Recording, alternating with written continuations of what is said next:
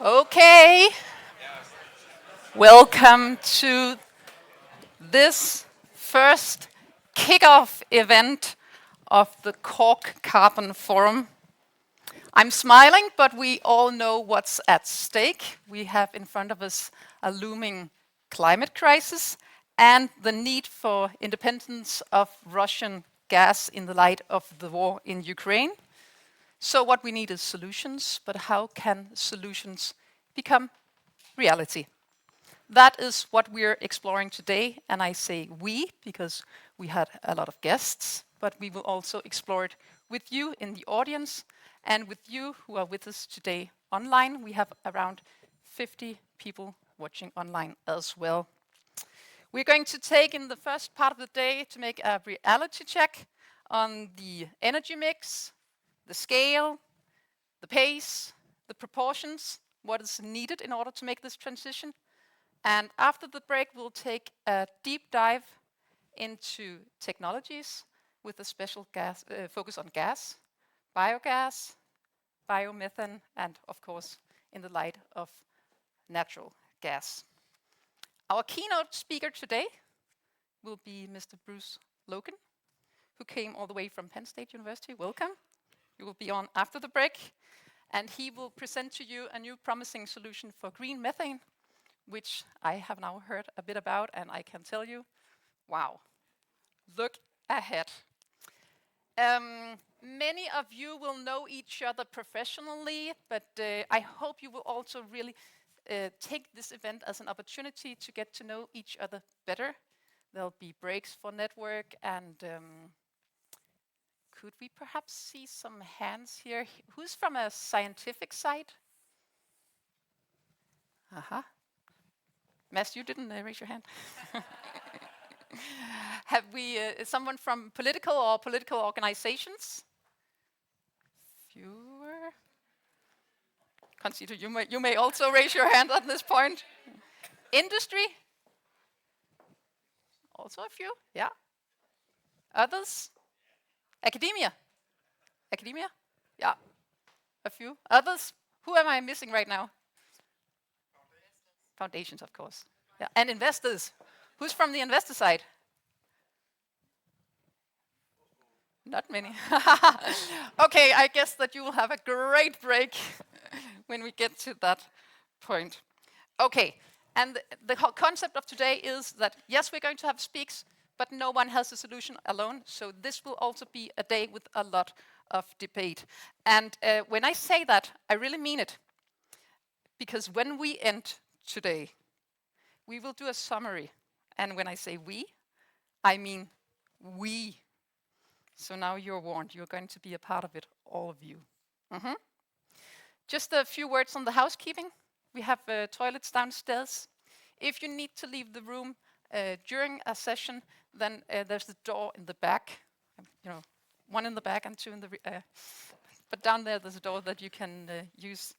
Those of you who are with us online, you can post questions as well. And I have a little iPad up here, so I'll be sure to check these questions as well. Yeah? Feeling good? Good? Okay. So now let's move to the first part of it, and I'm going to invite a person up here that I think will be well known to all of you. He has originally a scientific background. He's a PhD, he's a professor. He served as the CSO of Novo Nordisk for 21 years with so many scientific groundbreaking results during that time. And today he's the CEO of the Novo Nordisk Foundation. Mads Thompson, please welcome him. Thanks, Ida. Mads, why are we here today? To discuss one of the biggest challenges on Earth, I guess, planetary health. And what does it mean to you? The green agenda means everything. When we started the strategy process for the Novo Nordisk Foundation a year and a half ago, we literally realized that human health is a big problem that is, by the way, interwoven with the problem of planetary health. And we in the foundation are particularly focusing on scalable, cost-effective climate mitigation solutions, i.e. the CORC Center and the likes of it, but also how to create a bioagricultural and food ecosystem that is sustainable, protecting our resources, our biodiversity, and above all, being able to feed a lot of people by 2050. So I think this speaks very much to the DNA of the foundation. If you sequence our DNA, you will see it's equal parts of science, technology, and innovation. And I think the agenda for today fits that totally well. And we also like this idea, as when you started asking people where you're from. We love to do things where we can contribute across sectors, across disciplines, across biology, chemistry, biochemistry, etc. So that's the short version. And Mads, I know that you're a person who can think big and think into the future. If you should have a look 10 years from now, what would you dream about that CORC has been able to do? I think CORC, well, first of all, when Denmark, among other countries, adopted a strategy of 70% CO2 reduction by 2030, I think we all realized that that was very bold for the politicians to state that. It was good, but it also demands like hockey stick effect, in that the technologies were not mature and scaled at the point in time where we agreed to these goals, or they were set forth. So I think we need now to take some of the promising lab scale technologies, whether they be biological or chemical for that matter, or even in the interplay between the two, to actually find scalable solutions that will enable and facilitate the 70% reduction in CO2 equivalents. At the same time, we have a society that needs not only education at kindergarten, primary and secondary school level, but also post-service education, vocational studies, academic studies, politicians, NGOs, media. We all need to understand what is our role in the green transition of society. And there we have a very big education and outreach program in the foundation that targets all the segments I just mentioned. So we see it in a very holistic way. We can't do all of this alone, so we will work in partnerships with other foundations, the Gates Foundation and others, but also create things like the CORC Center as we are discussing today. Okay, so if you'd say what is special about today or the CORC Forum itself, what would be the key points to that? I think what Alfred has made very clear also during the inaugural speech when we opened the CORC Center. Alfred Sporman, who we'll meet in a few minutes. Sorry, yeah, Alfred Sporman. Sorry, I thought we were all insiders. No, there's no doubt that the mission-driven approach, I mean, the severity of this climate crisis is so creating a burning platform, such a sense of urgency that you have to be mission-driven. You have to know what does success in your mission look like, landing on the moon or creating gigatons of reduction of greenhouse gas emissions. So being mission-driven, being multidisciplinary, being curious and allowing different technologies, whether they are biological, microbial, biochemical, enzymatic, or even chemical, all of those to work together and then work together closely with the industry. It's critically important that the CORC Center really considers early on creating proof of concept of technologies that have to be demonstrably scalable and cost-effective in such a way that society can actually adopt them in the fight against the climate change. Would you call it a moonshot, or would you call it like a realistic way for the next 10 years? I think it's absolutely realistic. We have set together with the team at CORC, let's say, outcomes criteria for what will look good after a few years and after 5 years and after 10 years. We hope that the CORC Center will be refueled by further funds from the foundation if and when I'm sure we meet the success criteria after the first number of years. That's clearly the intention. We are a foundation into perpetuity. We would like to see maybe not a CORC Center into perpetuity, but for many years. Of course, a pending success that I'm sure Alfred and his team will ensure. Okay, and if we focus on today, what do you think will be a great outcome of today? Well, first of all, I think it's really nice that you made the hand-raising experience, because what is critically important is that no one can do this alone. It demands sectors, academia, foundations, industry, governments to play together in a seamless way, and where everyone understands what the overarching goal is, and that it will also demand some sacrifices to get there. So to see so many different representatives from different parts, different sectors is wonderful. This is the first forum meeting in the CORC Carbon Forum series. So I really hope that we instill into each other a sense of urgency, a sense of wanting to work together, a sense of also maybe demanding a regulatory and legislative framework in EU, for instance, that will actually facilitate that these technologies have a seamless flow through the politicians down in the EU Commission and all the regulators, such that they become adoptable and can be exploited early on and don't have to wait for bureaucrats for many years to come into play. And I also hope that our own decision makers in this country, they will listen to some of the output from the discussions that we're having in this forum. So overall, I think this could be the beginning of a series of very important events where we get more and more closely together to solve these common problems. Okay, thank you so much, Mads Krogsgaard Thomsen. Have a great meeting.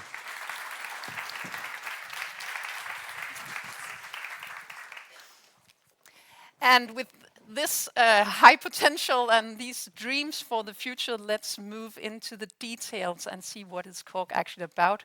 Alfred Spormann is here. Our next speaker is Alfred Spormann, which Mads briefly touched upon, the executive director of CORC at Aarhus University. You're a microbiologist and biochemist. Right. And if you don't know Alfred at this point, let me tell you, he has been a professor at Stanford University for 28 years. He's original from Germany, but as he says, all the German words seems to be lacking after 20 years. He's been heading the departments of chemical engineering, civil and environmental engineering, biology, and of geological and environmental sciences. And I would almost say, of course, he's a PhD as well, and you had your PhD from Philips University in Marburg. Please, the floor is yours. Right. Thanks, Ida. And thank you all for coming to this event. We are totally excited to have this broad audience here, and this is exactly what we need. As Ida said, we need the academic side, we need the investment side, we need the industry, we need the regulator side. And just to take, I think this is this the advancer? Okay. All right. As Mads and Ida said, we are a mission-oriented center to develop new science and early technology for carbon CO2 capture and conversion for storage and for use at scale. And that's a mouthful. And I want to focus really on the first and the last word. It's a mission-oriented center where we clearly have an outcome in mind and a task to develop science and technologies in a way that it actually can deliver carbon capture at a gigaton scale and carbon conversion. So therefore, we're not only doing good science, but it has to be in a relationship to how it is being used. So what we, and the core of the center is essentially that we want to take CO2 and have the best of chemistry and life sciences. So we are a science center integrated by an advanced systems level modeling to convert CO2 either into an inert carbon, sort of a climate inert carbonaceous material, or in a carbon material that is used, that is converted for use. And the difference in arrows here indicates the magnitudes of fluxes and the numbers that we are dealing with. And these will be difficult to emotionally comprehend. So we're talking about hundreds of gigatons of CO2 that need to be stored, captured and stored in some way. And we are talking about, between 0.1 and 10 gigatons per year of CO2 that needs to be fed into a cyclic carbon economy to replace fossil carbon. So when and just to illustrate what it means to be on a gigaton scale, there's a little cartoon that we made. Well, it's all about speed and scale, and I'll get back to that. So this is our friend Lars Nielsen, father of a family of 4 living in Aarhus University, and like every Dane produces something like 7 tons of CO2 per year. If you have this family of 4 producing the CO2, and you make this CO2 visible as an equivalent in carbon, basically after a year, this is how the living room looks like. Every year, for a family of 4. So we have a very large-scale problem in terms of volumes, in terms of mass, in terms of energy, in terms of transport that we need to deal with. So when we are going back and designing experiments and approaches, how to develop new technologies, we have to have the scale in mind, and we also have to have the speed in mind, because the longer we wait to and delay decarbonization, the more expensive it will be for us and certainly for our children, and the more irreversible the climate changes are. So in other words, we cannot hope for a regular economy to develop, that there's a new technology and that at some point market takes over. This has to go hand in hand and at the same time. So therefore, we realized early on when we designed the scientific concept for the center that it's not all about chemistry and biology. It's also about industry. In other words, can we scale up certain ideas of technologies? If we can't, we should not do the research on it. Is there enough energy available in order to capture carbon and convert that? If not, is there enough money around to build new infrastructure? What is the support of the public and policymakers? Because there will be dramatic changes coming within the next years fast because of the scale. So we realized this for our own research topics. We needed to have this discussion early on to make sure that we are focusing on the right aspects. But it's also clear that we cannot wait for technologies to be developed and then have public regulators or industries coming in, because this takes too long.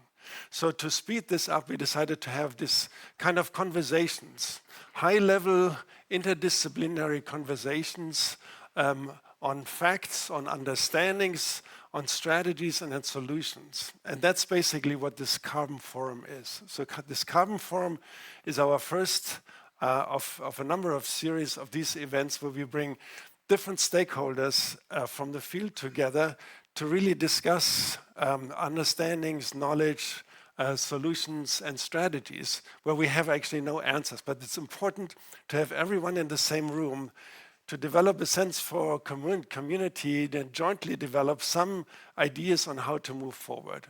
This is really what we want to achieve with this Carbon Forum.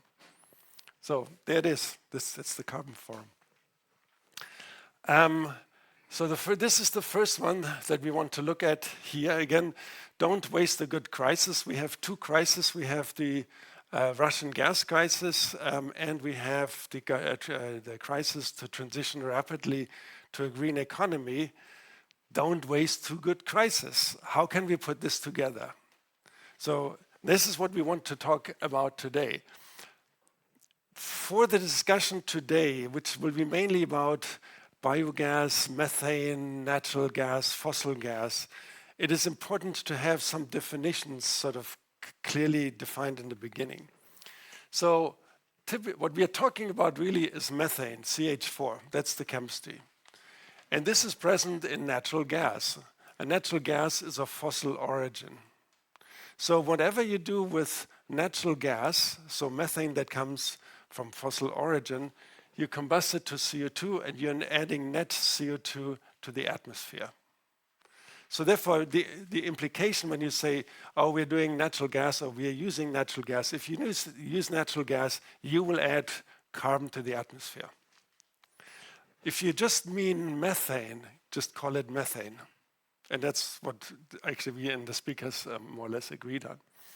The other term is biogas. Well, what is really biogas? Biogas is a mixture of gas, about 60% methane and 40% CO2, that comes from anaerobic digestion of biomass. So the source is biomass. It's not a fossil carbon. When people talk about biogas in the context of methane, they typically mean the 60%. And the 60% are often recovered by either removing the CO2, but then it's no longer biogas, right? Because you removed the CO2.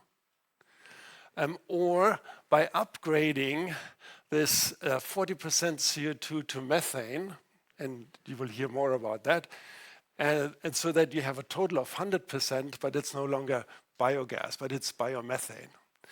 But the point being here, whatever you do with this methane that comes out of this and use it for energy and convert it to CO2, it ultimately comes from CO2 because you're using biomass, and the origin of biomass is photosynthesis. So in a simple way, this is good methane, right? So keep this in mind when you talk about biomass, you actually have a gas mixture.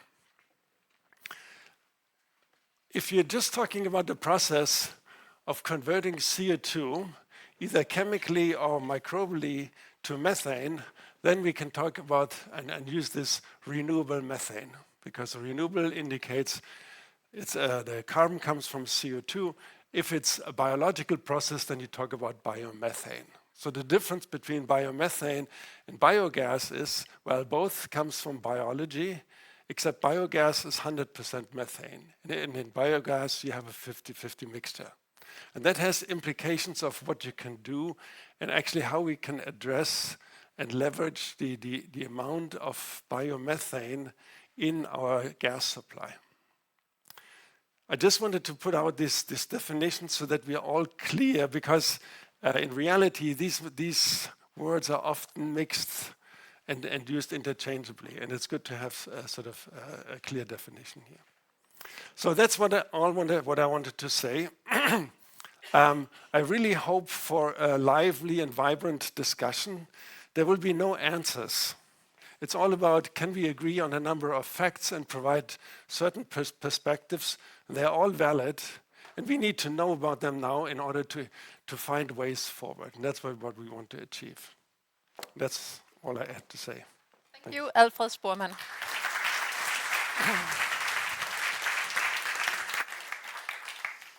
And now we are turning our perspective to the composition and structure, and not at least future, of the international energy system. And who would be better to talk about the international energy system than the International Energy Agency? And we are so lucky today that we have technology analyst Simon Bennett with us. Please, Simon, and before you say something, let me just give a brief introduction to you, because he is an author, or at least a part of the group of authors, to one of the most important publications every year, I guess, for you in the room here, the World Energy Outlook, of course, which I assume is some kind of Bible to many of you. We literally call it the Bible. You do that? Yeah. Ah. Only within our four walls. You also hold a PhD? Yeah. In your background, and Simon has also worked for the European Commission, so a broad background. Please, the floor is yours. Okay, great. I think I have something like 15 minutes. And if I've understood my brief correctly, then my job is to present the work that we've done on this year's World Energy Outlook, the World Energy Outlook 2022, with some insights into the findings relating to the main topics of discussion today, the overall decarbonization challenge, but also the future of gases, biomethane, some of the other things we've been able to pull out of our modeling. I've got a lot of charts. I'll probably go through them relatively rapidly, but I will try to tell you what the key takeaway factors from each one. Now, the problem with World Energy Outlook 2022 is that normally we're producing largely a long-term projection with a number of different scenarios that show different ways to get to the future. But this is a very, very special year. So 2022, we've called at the IEA the world's first global energy crisis. And we were already this time last year experiencing supply chain issues, increases in fossil fuel prices, the threat of inflation, recession coming out of the pandemic, the war in Ukraine, the Russian aggression in Ukraine, and what that's done to energy markets has really sent not only turmoil in terms of the economy, but also some serious hardship in all of our countries, and especially in in emerging and developing economies. So we've had to take that into account and try and answer questions about the near term and how it impacts the longer term. So I'll try and take you through some of that first, because I think it's really important background. And I hope some of that and some of the other messages give you a vocabulary for the conversation we're having later, just as Alfred just gave us the scientific vocabulary, which we mostly agree with. All right, so the first couple of bullet points I have here, right? So we have this turmoil in Russia. We have unprecedented issues in oil and gas markets, inflation.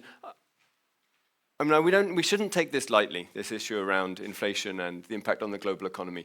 And so as I was putting together these bullets, I thought, what's the chart that we have in our slide deck that really illustrates this well? And we have to go back to the 70s to find a time when so many countries experienced inflation that was around 6%, and that it was global. So in this, we've got two lines on the chart here. I hope everybody can read the font size I've chosen. But the advanced economies are in black, and the emerging and developing markets are in blue. And this is, comparable in magnitude to the 1970s energy crisis in terms of the, all countries in the world experiencing 6% inflation. But the steepness of that curve is unprecedented. So we've been thrown into this shock, and we're not sure how we're going to come out on the other side. And so that's why the big question for our World Energy Outlook was, is today's energy security crisis a lasting setback for energy transitions or a catalyst for accelerated action? You can imagine we spent much of the first half of the year dealing with governments' questions about how do they tackle the near-term energy security challenges. Energy security is back on the agenda politically in Europe, across the world, in a really, really big way, in a way that it hasn't been for quite some time. But the question now, I think, for our modeling teams was, how does this change our long-term outlooks? And we've got three scenarios. Bring them all up. One is, and I'm introducing these now because the acronyms are going to recur through the slides. One is a scenario in which the current policy setting that is essentially already baked in. This is legislation that is, if not passed, it is very much on the table in the countries that we look at. This is where we will go under that policy framework. The announced pledges scenario is what would happen if all countries in the world met the targets they've set themselves for tackling climate. So the EU's net zero by 2050 target is in there. China's 2060 target, India's 27 target, those are in the APS. And then the net zero emissions scenario is the one where we have modeled a more normative scenario. How do we actually get to net zero emissions in 2050 globally? So let's try and get through some charts. I'm going to introduce what I mean by the step scenario and how it comes out of this current energy transition. This is investment in clean energy globally, and you'll see that it's worryingly flat over the previous 5 years. 2021 annual investment, we saw the tip up. So this is the impact, we think, of some of these pledges that governments are making, some of the corporate pledges, finally filtering through into more investment in renewables. They become more competitive. A lot of this is in the electricity sector. But the increase that we now see to 2030 is much bigger than we were forecasting in our World Energy Outlook 2021. We've got a 50% increase in annual investment in clean energy between now and 2030. US Inflation Reduction Act, Fit for 55 package, can mention Repower EU as the EU's policy package that is supposed to tackle getting off Russian gas, Japan's green transition, China's targets. So all of these things are now filtering through into our modeling. So this is where we're going if nothing changes. We assume that governments are going to faithfully implement what's already on the statute books. And then another aspect of this concerns something that is going to be very momentous in terms of how the next 10 years plays out, and that is Russia. We can't talk about the global energy system at the moment without talking about Russian oil and gas. People are not always aware that Russia was the world's biggest exporter of oil and gas globally, 25% more in energy terms than Saudi Arabia. before this year. And this is what we said in World Energy Outlook 2021. We said oil from Russia, sure, they'll keep doing that. We said gas, they're going to actually go up. They're going to meet their targets, broadly speaking, for LNG exports in Russia. And this is just 1 year's change in our scenarios for oil and a 50% reduction in natural gas from Russia. And that's partly a policy response. It's partly the European Union saying we don't want this gas, or, in matter of fact, in some cases, Russia turning off the gas before the EU can ask them not to send it. But it's also partly the fact that Russia doesn't have many good export opportunities. We don't think that Russia is going to get back to its previous standing in gas exports by turning east, essentially. The Power of Siberia gas pipeline, 38 BCM, might come online, but China's gas demand isn't growing particularly strongly beyond that in our scenario at the moment.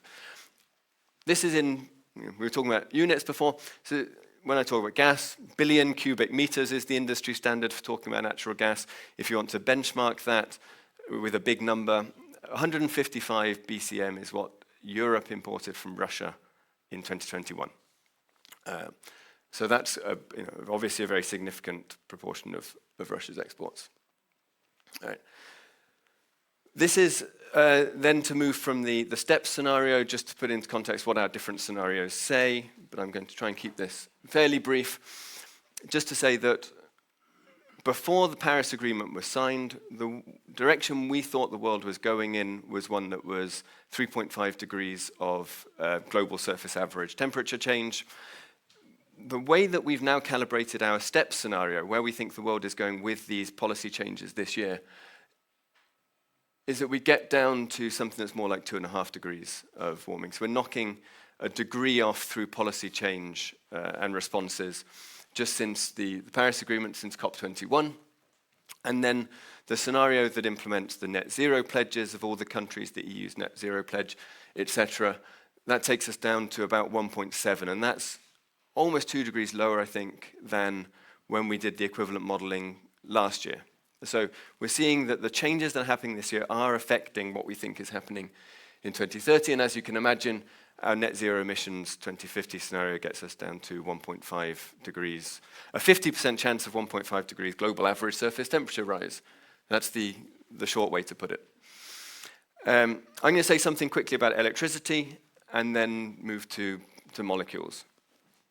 So, and this is just, it's important to understand electricity. Everyone wants to talk about electricity, and we see the changes here as well. And one thing that I wanted to pick up here is that there's a sort of a theme within a lot of the discourse this year about the comeback of coal. So we need to sort of talk about that a little bit.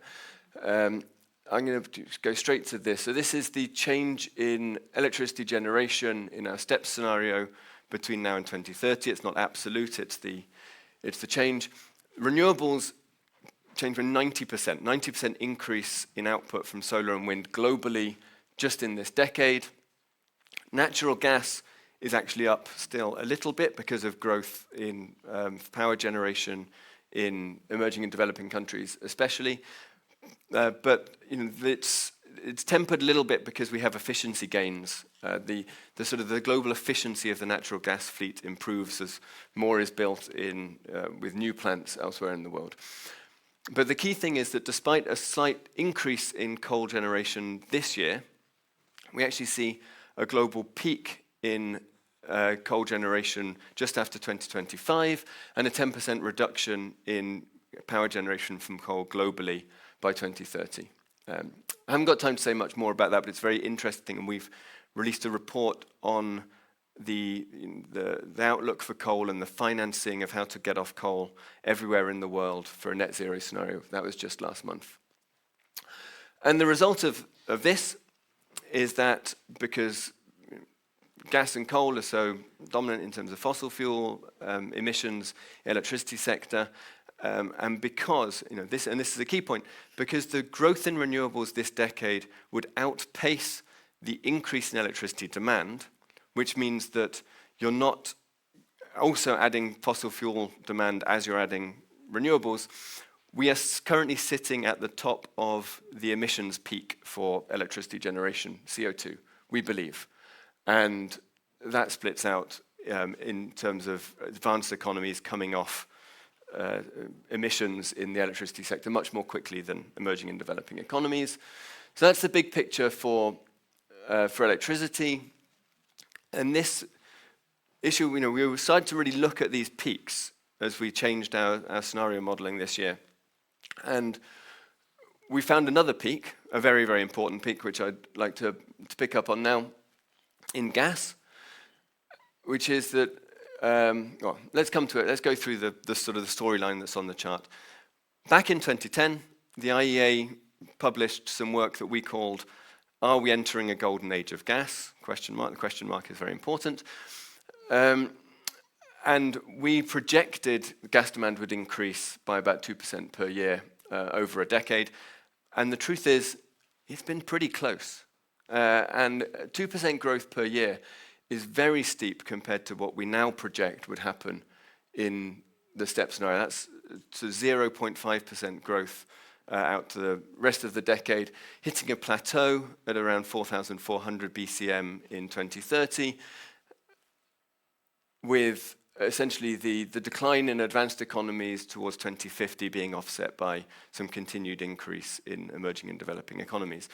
But that plateau, without future growth in natural gas demand out to 2050 in our STEP scenario, meant that for the first time we produced a sort of a current policies direction scenario where all fossil fuels peak within the scenario. And we have the peak in gas demand around 2030, we have the peak in coal demand by the end of the decade, and oil starts to plateau and then decline a little bit after that. So this is quite a pivotal moment, we think, as a result, in part, of what's happened in markets in 2022. I'm not going to get into what's happening in LNG. This is the other part of the slide. It just shows that trade in LNG becomes a much bigger part of the gas picture over the next decade. What I wanted to do is talk a little bit more about gas. So I've just presented what happens to natural gas, as we've heard from Alfred. That's fossil gas. So we've had to change our vocabulary in our World Energy Outlook and start talking about total gases rather than natural gas, because there's some parts of the economy that continue to demand gaseous fuels. So we've started to use this gaseous fuels, total gases. You'll find different things. But what we mean is natural gas plus biogas plus biomethane plus what we call synthetic methane, which is hydrogen upgraded to methane, plus hydrogen, and that's total hydrogen produced. Some of that hydrogen then gets converted on to other products. But this provides quite a nice picture of what happens in the three scenarios, because you see that the plateau in natural gas in steps is actually an increase in total gases. Total gas demand doesn't peak. In the APS, it does peak and it comes down, but we still have the overwhelming amount of gas demand met by natural gas. But in the net zero emissions scenario, we nearly get rid of natural gas completely, except where it is used to convert natural gas to hydrogen coupled with carbon capture and storage. And then we get more of a rainbow of gases, with biogas taking the top chunk, and the main part of the hydrogen picture is electrolysis of water using renewable or low emissions electricity. So we have see a fairly big role for biomethane. And if we look at where the biomethane is going, I thought this chart that was put together by a colleague of mine, Peter Zeniewski, provides quite a good snapshot of the difference in the role that biomethane plays, because he did a decomposition analysis in terms of what the biomethane replaces. And he found that in advanced economies, which would be the European Union, North America, Japan, Korea, other members of the OECD group, I suppose, it's mostly replacing natural gas. So it's mostly feeding into the natural gas infrastructure and displacing fossil natural gas. But actually, the interesting thing is that we have a large increase in biomethane use in the emerging and developing world, and it's not doing the same job. They don't have the same natural gas infrastructure that we do today. And a lot of the biomethane in those countries actually goes to places where coal is used today, in industry, but also potentially in things like cooking and other distributed applications. So this picture, I think, shows a good reminder that not all of the world looks like Europe. Not all of the world has this existing natural gas infrastructure already in place, but that gaseous fuels will still be important in energy transitions everywhere. Here's another chart. I should perhaps be wrapping up, where we have shown that bioenergy and hydrogen picture split into a little bit more detail. I just wanted to highlight a couple of things. One is that, if you see on the bar for 2050 in terms of bioenergy supply, the two darker green colors are liquid biofuels and biogases, and those are quite even in 2050, which is quite an interesting result, I think, compared to some of scenario analyses that you might have seen a decade ago, where you'd have seen a lot of biofuels in the road transport sector. Now we're seeing liquid biofuels in aviation and shipping, but also hydrogen. And hydrogen you can now put on the same scale as bioenergy, because it's, it may not be exactly the same in absolute terms, but more or less these are of the, feeding into the energy system of the same magnitude by 2050. And this is in our NZE scenario. And there again, you see in 2021, hydrogen isn't something new. There's 900 million tons of CO2 that are produced from hydrogen production today. And so we really need to, phase that out, the dark red or purple chunk on the left, and bring in low carbon, low emissions hydrogen to replace that. I should probably skip through some of this, although I think the interesting point on the right-hand side of this chart is that we are now also changing our definition of energy investment and the energy system to include the critical mineral value chains that are going to feed into batteries and to feed into renewable energy production systems. And when we talk about energy security this year in terms of natural gas, we're going to be looking a lot more at energy security in terms of these value chains. And asking the question, I think this is a good question to sort of close with today, how, as we transition from today's energy infrastructure to one that is more renewable-based and likely more electricity-based, how do we do that whilst also maintaining the security and resilience of the existing infrastructure that's going to continue to deliver a lot of the energy that we need?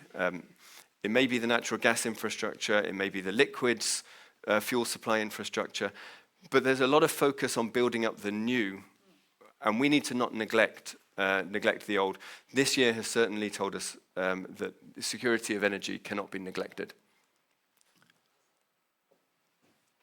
And those are my 4 key conclusions, which I'm sure you can all read directly from the slide. Thank you very much.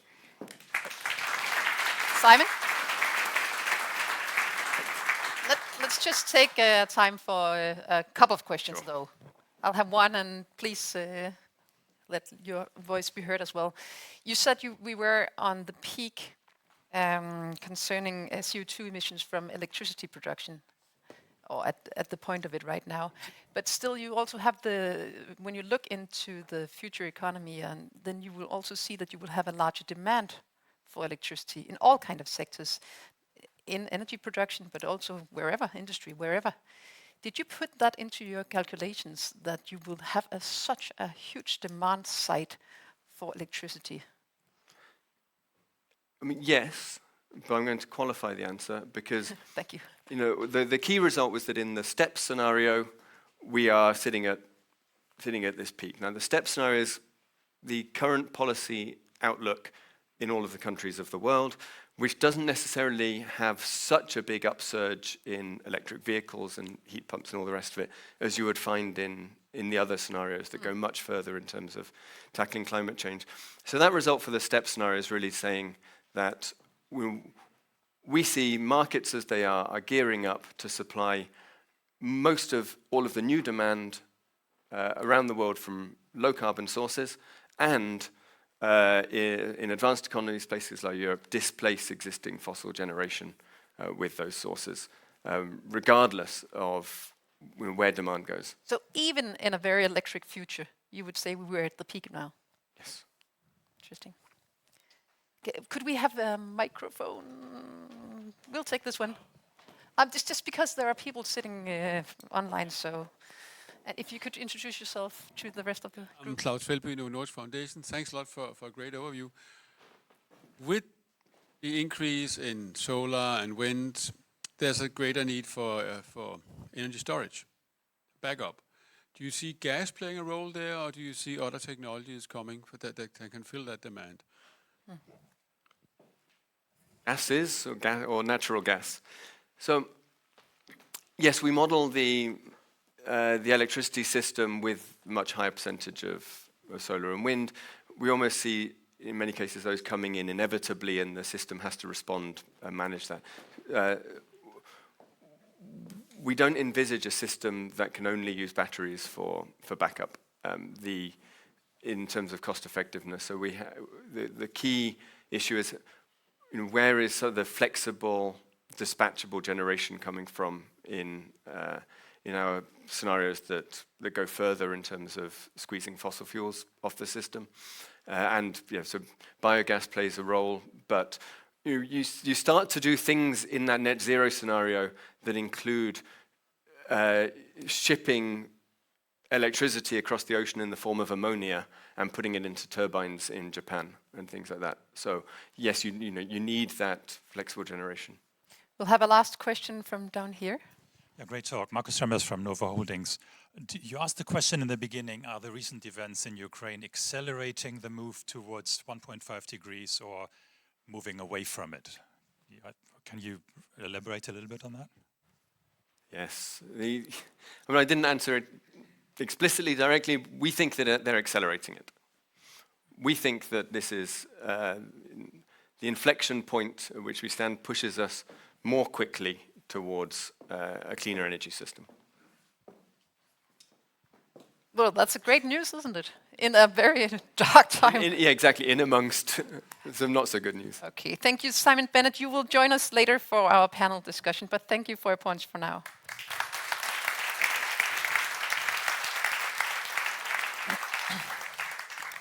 And now we are turning to, okay, we get the rest of it up here right now. And while you are watching this movie behind me, I will say that we're now turning to the Danish side of the energy system. Stig Uffe Petersen, where are you? You're here, right? You are the Deputy Director General at the Danish Energy Agency. And Stig has, if you don't know him, had several other positions, senior positions, working with the EU side of the Danish administration concerning climate and energy. And you've also been around with the business side of it, which makes it a pretty perfect combination for today. Please. Thank you very much. Is this on? Yes, it is. Thank you very much for the invitation. My main responsibilities are renewable energy in all forms, from onshore wind and solar to offshore wind and biogas and biomass. I'm also responsible for our work in the agency regarding Power-to-X and hydrogen. So I'll be talking mainly about that. I will be talking about the regulatory framework that we have, but but also some of the what I would call larger implementation projects for us at hand right now. So this is basically it, our approach to decarbonization and climate neutrality, our ways of increasing renewables in our grid and in our system, our ways of using that electricity in terms of Power-to-X and hydrogen, and finally I'll be touching upon carbon capture and storage, which has become in the Danish climate policy a very large tool in our toolbox. So just moving on to the Danish approach to climate neutrality, I think the goals set with broad political support are very well known among you. 70% reduction target in 2030 compared to a 1990 baseline, and climate neutrality by 2050. Those are the ones we have today. We may have new ones in the future. I'm not aware of that, but those are the ones we have today. They're anchored in our climate law. We are well on course to having 100% renewable electricity in our grids. We still have, and hopefully also in the future will have, a very high rate of security of supply. And we are working in Danish Energy Agency with, I think, 22 countries around the world. And some of these figures are rather unique also in an international context. And they're due to a number of success stories and competencies that we have developed since the first oil shock in 1973. They're based on a diversification of supply, a drive of renewables into the system. They're based on the ability to integrate renewables, fluctuating variable renewables into our system through flexible consumption, through an electricity market that works, through power plants that are flexible. They are based on energy savings and energy efficiency, district heating, the use of surplus heat in our industry sector, and they're based on a very comprehensive model for energy forecasting and modeling. So these are some of the competencies that we have used so far. The question is, of course, what will be the tools when we turn to the other side of the 50%, when we go from 50% of renewables in the system to 100% renewables in the system. In our view, electricity will play a very large role in the future. And it will be one of the sort of primary drivers towards climate neutrality. Part of this will, of course, be direct electrification because of the efficiency gains from electrical vehicles and electrical heat pumps. So we will see an electrification of our heating sector, of our transport sector, and also of large parts of our industry sector. Part of that is it's not possible to electrify it directly, so we will be looking also at indirect electrification through hydrogen and through power to X, which naturally will play quite a large role when it comes to hard-to-abate sectors such as heavy industry, heavy transport, aviation, and maritime transport. So electricity will be one of the main drivers. I'm well aware there are other instruments in the toolbox, such as negative emissions and so on, tools in the agricultural sector. But for a majority of our emissions, electricity will, either direct or indirect, will be a key tool.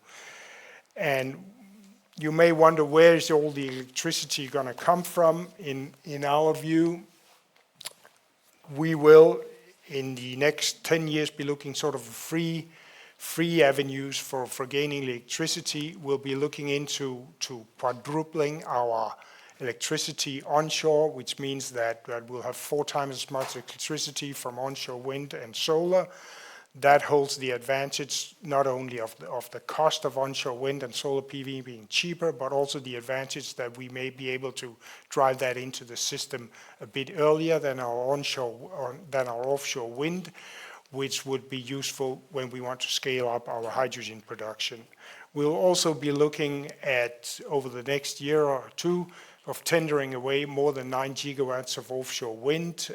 This may include some sort of overplanting, so it could be more than 9 gigawatts.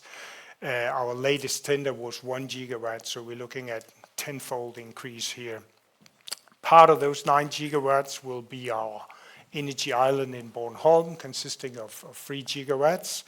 And then sort of the moving beyond the traditional way of tendering away offshore wind parks, we will in the future have the energy island in the North Sea, which will be the largest construction project in the history of Denmark.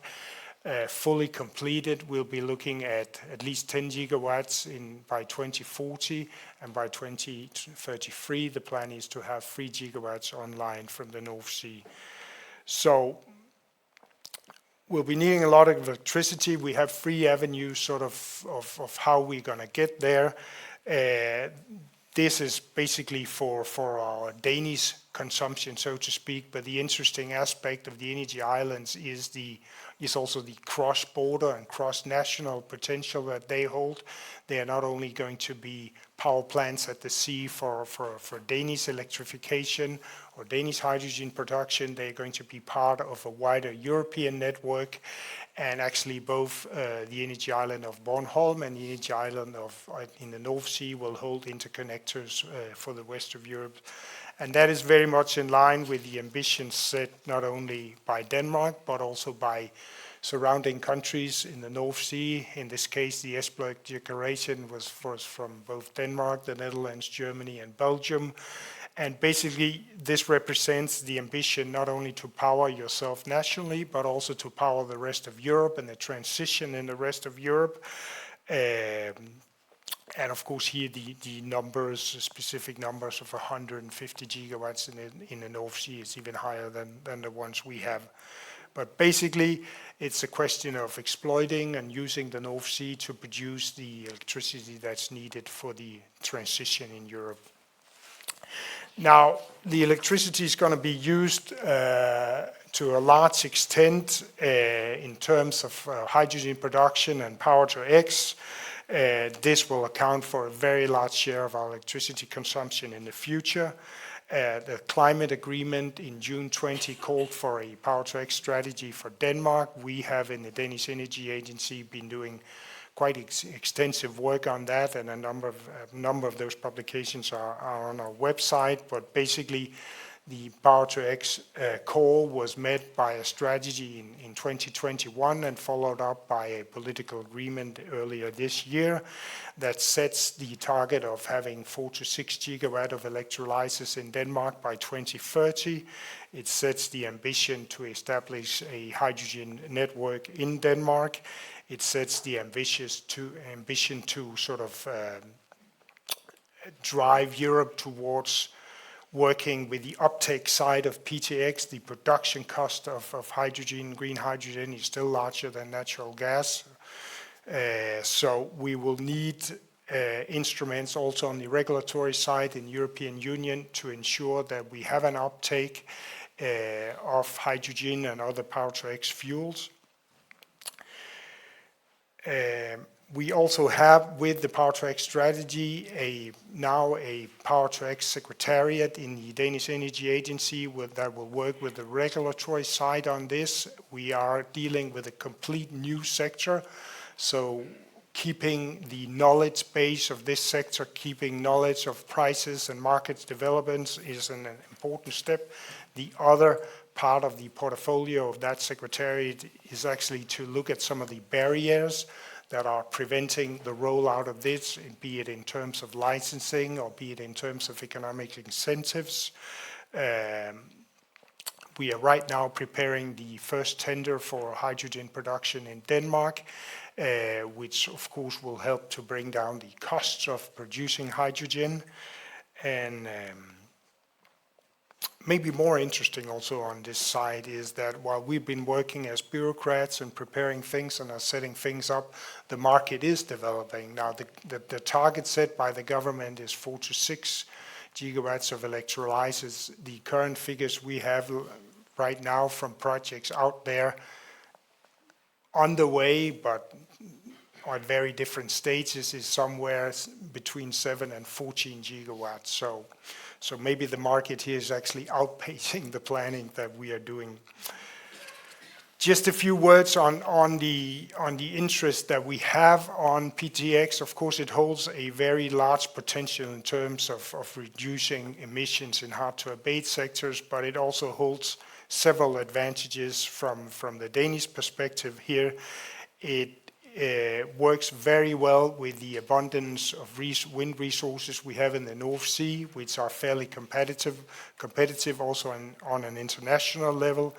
The concept of doing electrolysis works very well with variable and fluctuating renewable resources. We run them when we have an abundance of wind, and we turn them down, or not turn them off, but turn them down when we have less of wind. So there is a very good match with an electricity system running on renewable energy.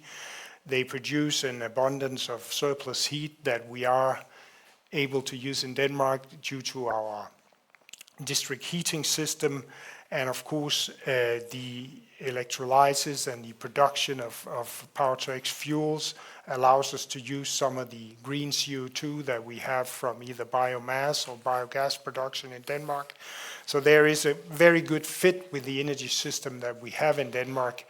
And that's just from the energy side. If you look at the sort of the supply chain and the value chain and the know-how and also the large consumers, be it shipping companies and so on, there is a match also with wider competences in Danish industry. So that's part of the reason why we are so keen on exploiting this. Lastly, let me turn to carbon capture and storage, which is probably the sort of the latest tool in our climate toolbox, and it's a fairly large tool. There are right now 3 avenues of funding, totaling more than 36 billion Danish kroner, more than 5 million euros, that will be fed into various tenders. For carbon capture and storage, for doing negative emissions, or for doing reductions on the industry side.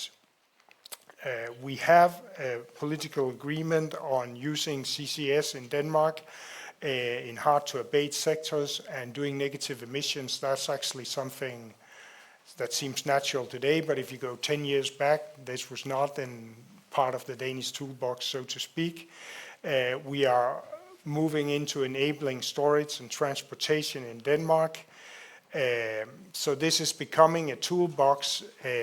When we talk about building the supply chain in Denmark, we're currently preparing the first tender for carbon capture and storage, totaling 8 billion Danish kroner that will be catching 400,000 tons of CO2 in 2026. We are doing work on the regulatory side in terms of agreements with other countries. We're working locally with 6 clusters in around the country in order to get input on where is local infrastructure needs and where are local infrastructure needs. And we are working hard now to secure the storage side, granting the necessary licenses on the storage sides.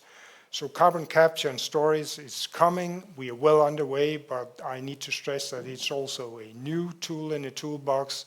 And those of you who have been following closely the tender that we have up right now will also know that it's a fairly complex process, which has run into a bit of delay, which is normally when you're tendering away new things and doing tenders with negotiations. But it's complex, but we're working on it. Thank you. I think that was from my side.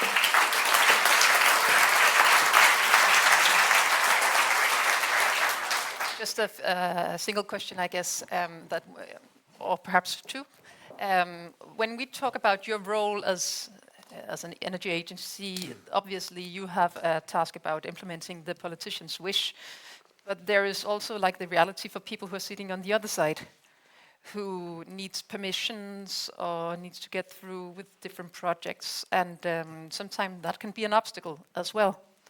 So my question would be, how do you work with it, and what can people who are in the room do to push on to make this part of the transition go more smooth?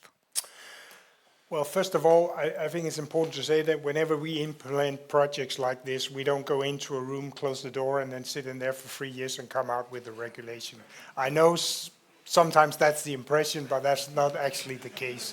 And I think the best example is the way we've done with offshore wind. We have been able to make offshore wind compatible, to drive down the cost of building offshore wind, and the way we've done that have been with continued interaction with the industry.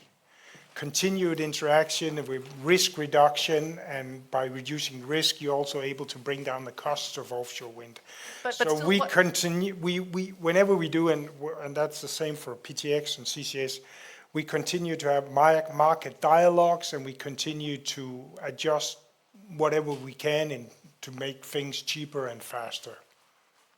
But what can people do to help you become the best agency? Well, knock on our door. come and drink a coffee. We've had numerous encounters with offshore wind developers on timelines and schedules and what can be done. We're doing the same with the CCS tender right now, working closely with the bidders in order to optimize the things. And then, of course, I mean, there is. I think what you're hinting at is also the licensing part. Can you reduce the licenses? Can you speed up the licensing process? We are with you on that. We will do almost everything to speed up the licensing process. Some of the licenses we cannot make go away. I mean, part of this is environmental impact assessments that exist for good reasons. So we will need to do those. But we have a constructive approach to developers in this, in the sense that we work with them and we try to find solutions. Okay, let's have a question down here. Impressive overview of development, the development we are looking into. In a security of supply, the European energy system you sketched is a fine, very, very, very finely tuned instrument. What we see now, I just installed a heat pump and I'm just putting all the money I have into that heat pump every day, and a little bit more.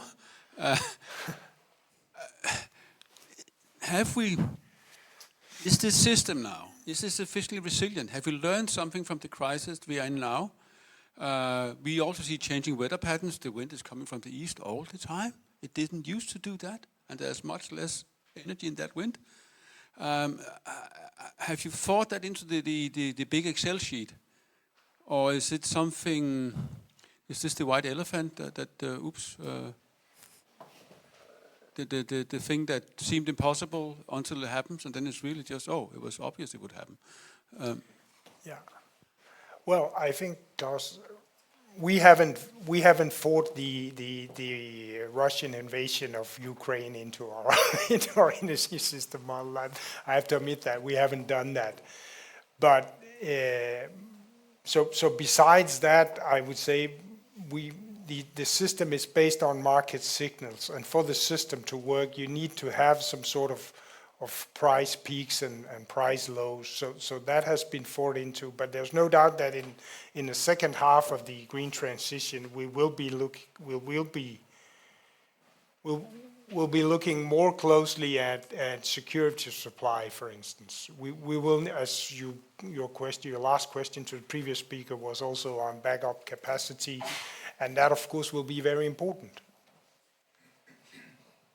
But it's a question of also, I mean, letting the price signals work, because when the price signals work in the electricity market, there should be producers there who are able to bid in capacity. Okay, let's move on. Thank you so much. You're welcome. Uffe Petersen.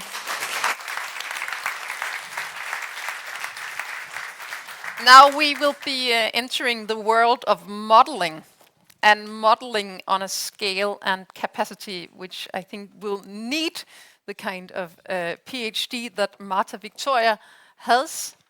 She is right now associate professor at Aarhus University, educated from Technical University of Madrid, in the Solar Energy Institute, and she has done some work. Let's have a look. Thank you.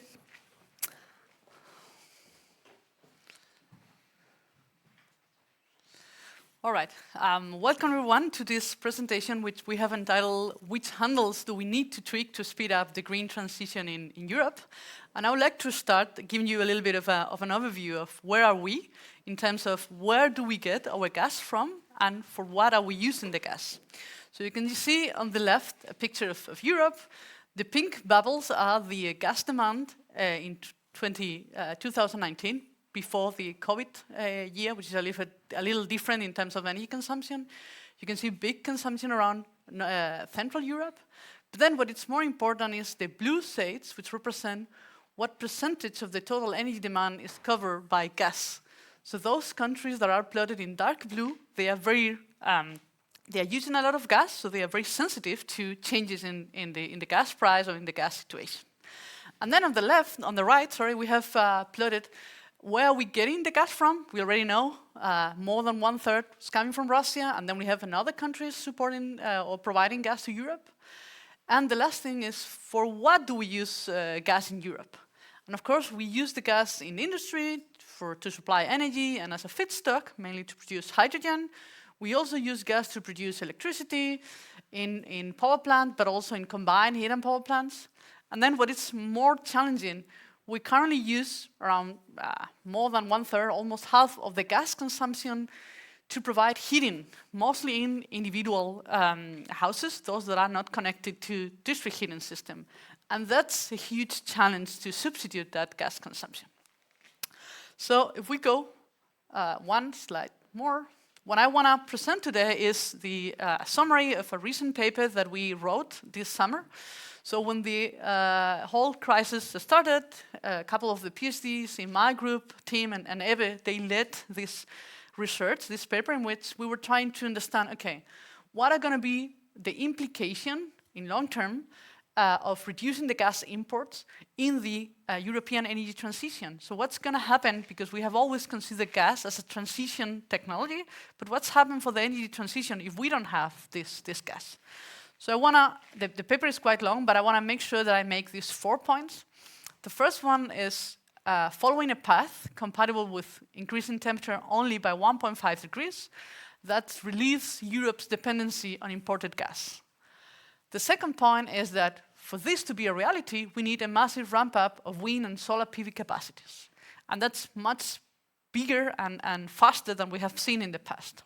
My third point has to do with the fact that limiting gas, or the gas usage, requires also ramping up heat pumps faster than we have envisioned before. And we also need to fully utilize all the biogas potentials.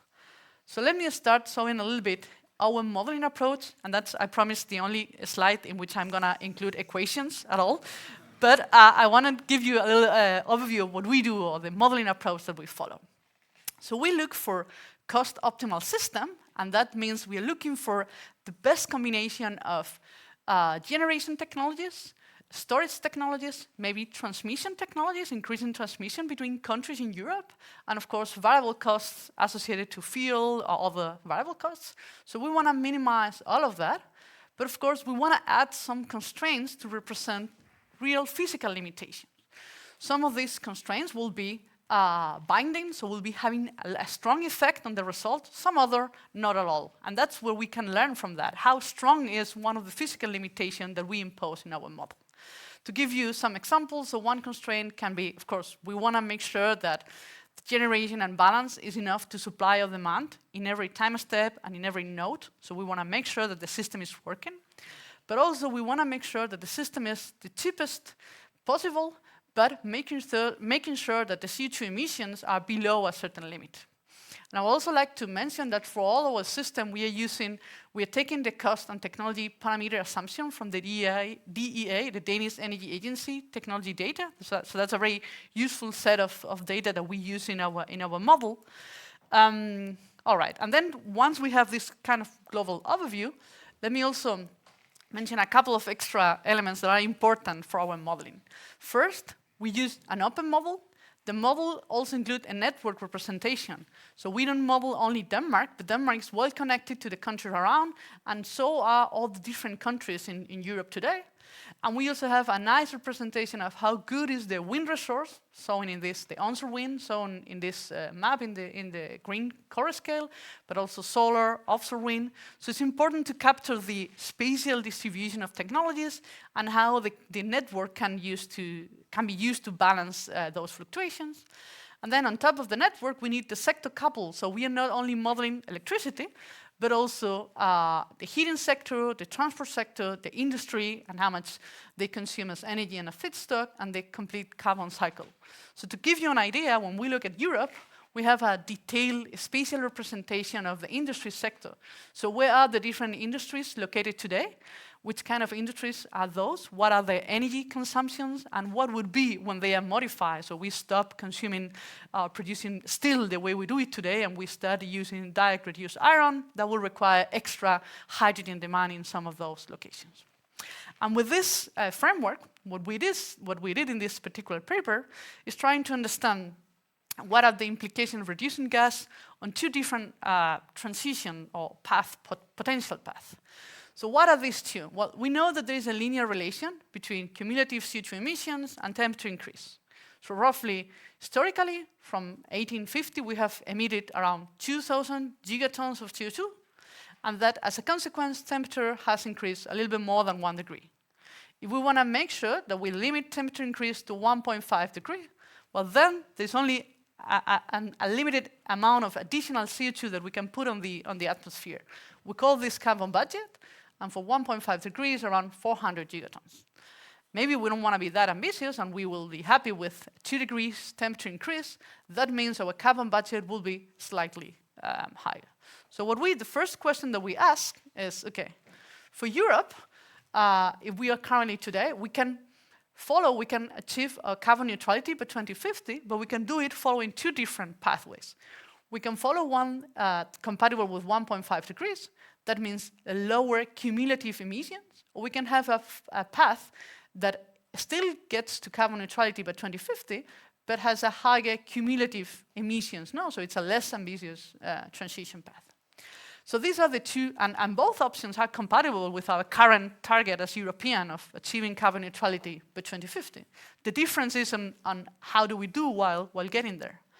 So in this paper, we look at these two pathways, and then we ask, okay, what if on top of these two pathways, we impose limiting the use of gas? So mainly we set up an additional constraint saying, can we do this transition without importing gas from Russia? What are the consequences if we do that? All right, so let me show some of the results. The first thing that we learned while doing this analysis is that if we follow the 1.5 degree path, that quickly relieves Europe's dependency on imported gas. And that's something kind of intuitive. If we transform our system fast, we don't need to rely that long or that much on Russian gas. So we can well align being ambitious from a climate point of view and also increase energy security in Europe. And what I'm showing here is the difference between the path using Russian gas to that not using Russian gas. So for the 1.5 degree, you can see that this gas limit is almost not playing any role or not affecting the system after 2030. So still, and that's because the 1.5 requires getting rid of natural gas earlier. So that's not an additional constraint. However, if we are following a slower transition, we are following a transition compatible with 2.5 degrees, then not having or not enable importing Russian gas is an additional constraint, so makes the system more difficult. And how is that the system trying to substitute the missing gas, the gas that cannot be imported from Russia? Well, it's using different technologies. It uses more wind, more solar, more biomass, more heat pumps, but also, and this is a cost optimization, more coal. And I don't want to say that this is the way to go. I'm saying that this is what the model says if we are not ambitious enough and we cannot use gas. And then where this is happening in Europe depends. So mostly Northern Europe uses more wind, Southern Europe more solar, and Eastern Europe ends up using more coal. So that was the first point that I want to make. The second point has to do with, okay, how do we get to 1.5 degrees compatible pathway? Well, that requires a massive ramping up of wind and solar. How massive? Well, you can see here the evolution for the 1.5 degrees. Wind and solar in yellow and blue needs to quickly ramp up before 2030. While for the 2 degrees, they can slowly, I mean, not slowly, but slower than here, get to the installed capacity required in 2050. So what numbers are we talking here about? Well, we're talking about extra or additional capacities of 500 gigawatts per year of wind and solar. That's roughly 6-7 times larger than our historical maximum. So that requires a massive ramping up. But its path always also allows us to get rid of the Russian gas imports, as I mentioned below. And we need to make sure that the technology. I mean, we know that the technologies are there. Wind and solar are today the cheapest option, but we need to make sure that the regulatory frameworks, public acceptance, everything is in place to be able to ramp up so quick. All right, let's go to my third point. Limiting gas, and I will say here, I should have, sorry Alfred, I should have said here natural gas. So limiting fossil gas requires also ramping up heat pumps. The current Repower EU, that is our kind of guideline or our target for 2025, includes 10 million heat pumps. What we see in our model is that it's cost effective, is the best economic option to go faster, roughly to install 20 million heat pumps to go as fast as twice, including Repower EU. And why is that? And that's a little connected with the discussion of balancing. Well, the problem with heating demand is that it shows a huge seasonality. So I'm showing here for the whole Europe electricity demand, showing some difference in winter and summer, that's the whole year. Electricity demand, transport demand, but then in orange you can see heating demand. And there's a large differences in winter and summer. We are currently dealing with that seasonality using fossil gas that can be stored, or can be dispatched. If we want to make sure that we can not use gas for doing that, we need heat pumps and we need storage. That's a larger, let's say, challenge compared to electricity demand. And remember the first slide, almost 50% of the gas that we use in Europe today is used for this, for balancing this. Then the fourth point that I want to make has to do with the biogas potential, using the biogas that we have in Europe, upgrading that into biomethane, and substituting fossil methane with that upgraded biogas. Well, what we see from the point of view of the model is that all the potential assumed is quickly utilized by the model. So it's the best option from this holistic point of view. For the 1.5 degrees scenario, that's already happening in 2030. So already in 2030, the model wants to use all the biogas potential available. For the 2 degrees scenario, that you remember is a slower transformation, that's a reality in 2050. So that's part of the strategies to substitute methane, natural gas. The other strategy is to use synthetic gas, so combining electrolytic hydrogen and CO2 capture, produce synthetic gas, and our model uses a similar amount, around, biogas is around 320 terawatt hours per year, synthetic gas is around 400 terawatt hours per year. And that in both cases appear towards the end. So that's very expensive, it's a very expensive way to do it, but it's a key to achieve a carbon neutral system. And with this, and kind of the final repetition of the form message, I think I will stop here and open the floor for discussion. And I'll be happy to answer any question or keep discussing whatever question you have. Thank you, Victoria. And you will stay up here? Yes. Thank you so much for that. And Simon Bennett, you will join us as well. And Teresa Scavenius is down here, excellent. And Ulrik Bang is here as well. I hope you're all mic'd up and ready to go. What do you hear? Her omkring, så det nok fint. Yes. Two of you we know already. Hi. Hi. Teresa. Hi. Ulrik. Teresa Scavenius, to those of you who won't know her on forehand, is a member of the parliament of the party Alternative, which is the Green Party of Denmark. Would that be a fair way to say it? So, yes. And you also have an academic background here, which suits perfectly into what we are going to discuss now. And Ulrik, you come from the Danish Chamber of Commerce. Yeah.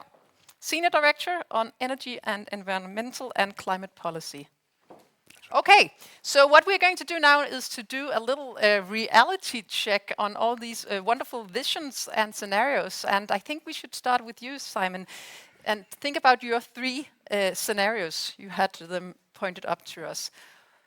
What would it take to move the world from the left scenarios, the step scenario, and move them towards the right scenario? Who do you see do intelligent solutions here?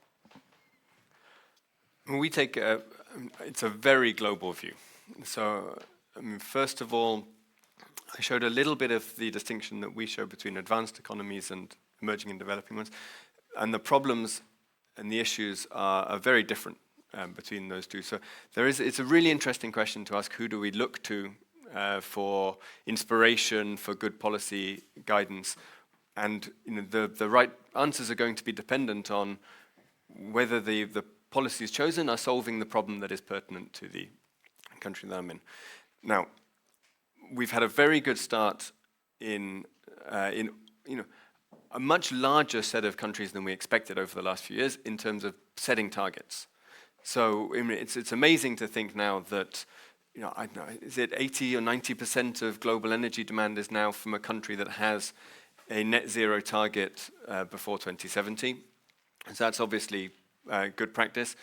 And then in terms of what types of policies are going to be appropriate for really getting down these curves, the types of things that take you from incremental progress, which is how do we get cost-effective deployment of renewables, which is contracts for difference and good permitting, that keeps you on a steps pathway to then make this shift going off onto the more steeper downward curve, really sending signals about the milestones by which certain activities are no longer tolerable is something that we're seeing countries doing increasingly, and setting dates for the phase out of coal-fired power, setting dates for the phase out of internal combustion engine vehicles.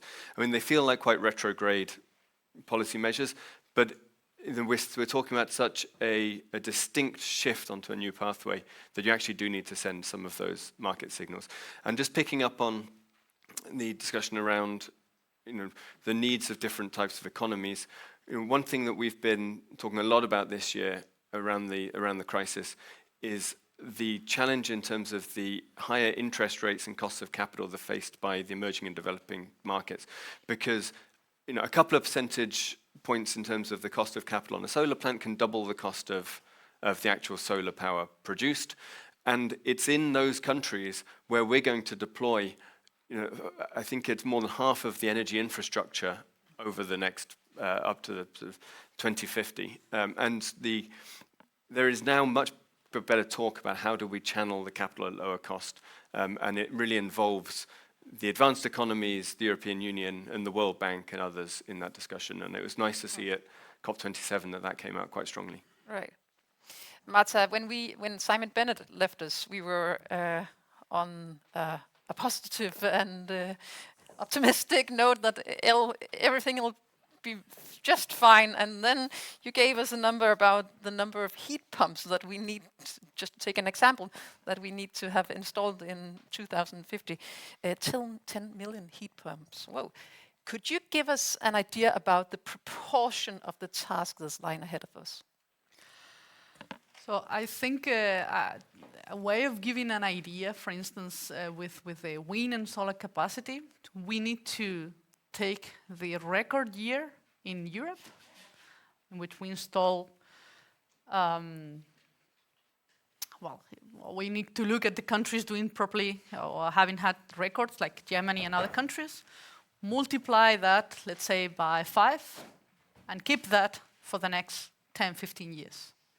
So we need to increase the effort 5 times and keep that pace for 15 years. And I think there are different kind of technologies that we need, but those technologies that we need to decarbonize the electricity sector, that are mainly wind and solar, those technologies have made their job. The technology is there, but we need to make sure that this fast deployment is achievable. And then we need frameworks, regulatory frameworks that enable that. Simon mentioned something that is very, very important. Those technologies, most of the cost is capital cost, is when they are installed. So we need good access to capital money, or we need decreasing the risk so that investment become easier, or capital becomes cheaper.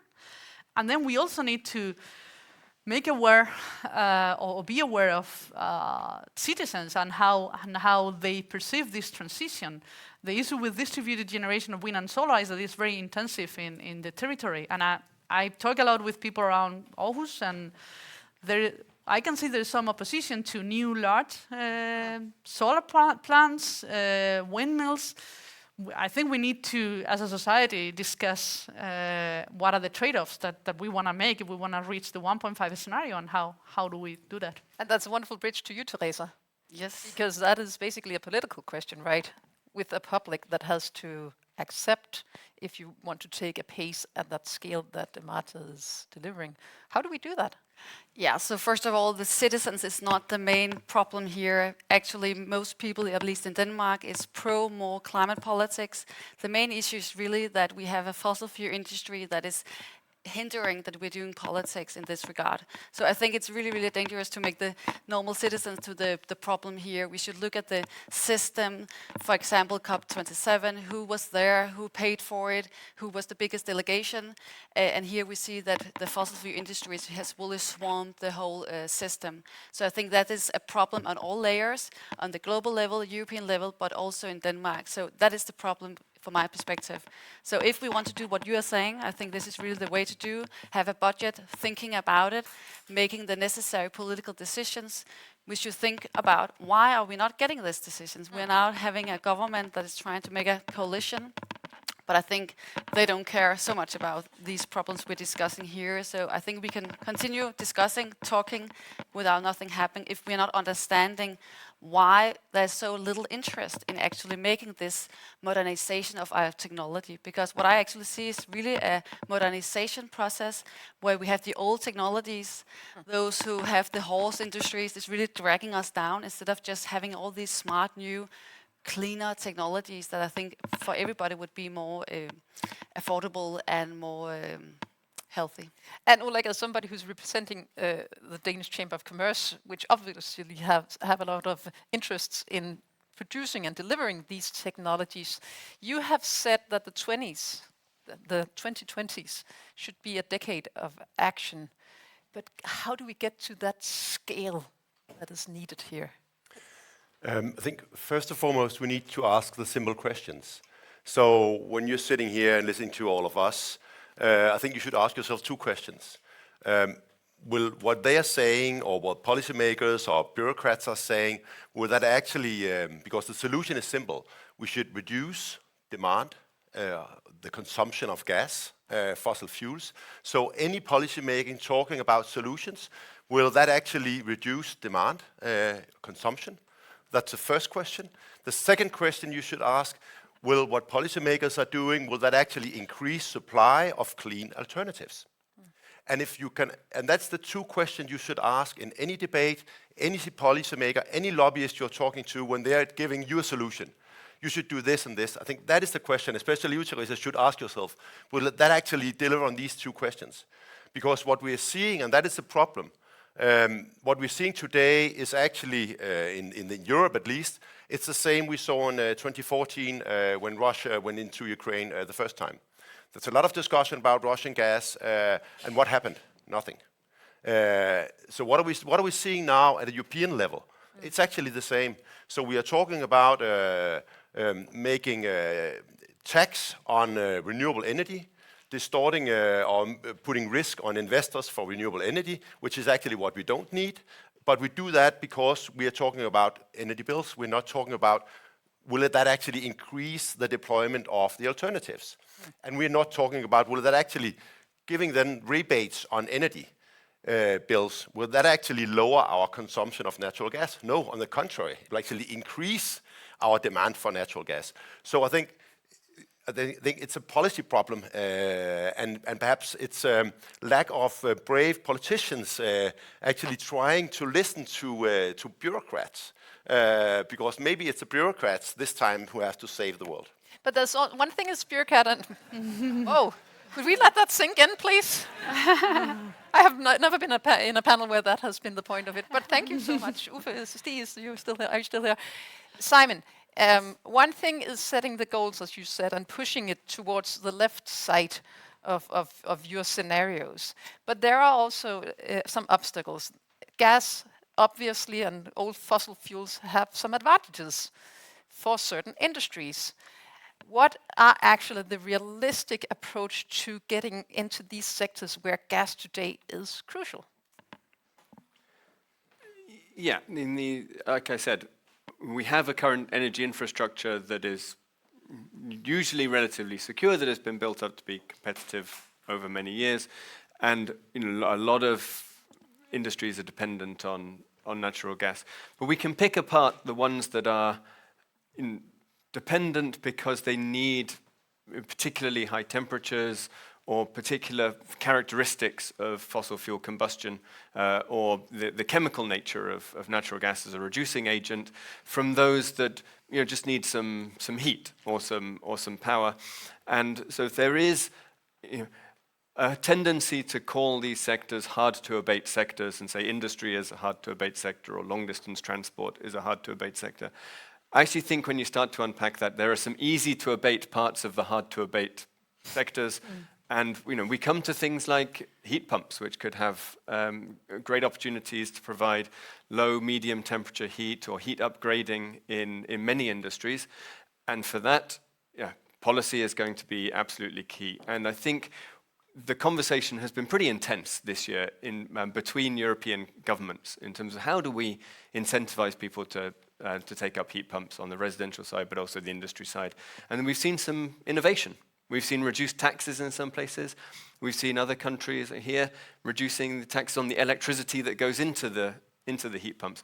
So I'm reasonably confident we're going to get much better at deploying things. How much of this problem is actually about an inertia in the system, about, I wouldn't say laziness, because that would be very unpolite, but perhaps a knowledge gap to what other solutions are actually out there? Yes, awareness is always going to be helpful, giving people choice, letting folks know that there are alternatives. And I think that's true not only for residential consumers, but also many people running businesses don't have time to research all of their energy options. But I'm not that confident that knowledge is enough on its own. So, another thing that we see governments do is helping to incentivize the intermediaries who can then provide the solutions to folks without them having to learn everything themselves.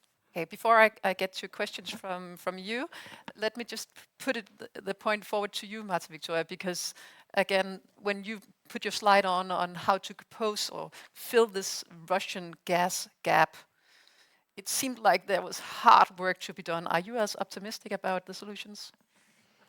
I think the challenge is huge, so we have a lot of work ahead of us. I also think we are in a critical point where many people have started to be more sensitive about the energy crisis, and that's also something that we should we should use, and we should that kind of state in which we think about how do we want to get our energy from. That should be useful to make the transition faster.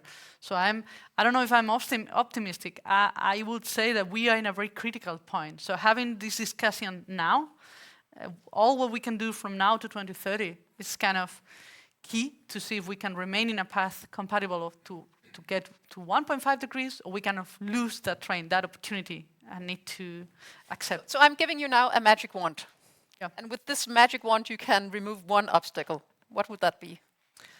I will make sure that, if I can remove one obstacle, I will make sure that those who are consuming gas today, those industries, those consumers that are benefiting from that, have a new business radically next to it, to which they can jump. So there's no losers, because that's also something that is happening. This transformation has companies who are losing their business. Okay, that would require a magic wand, I'd say. But you gave me one. But I gave you one. So, true. Scavenius, Ulrik, and please let me know if somebody has some questions for the panel.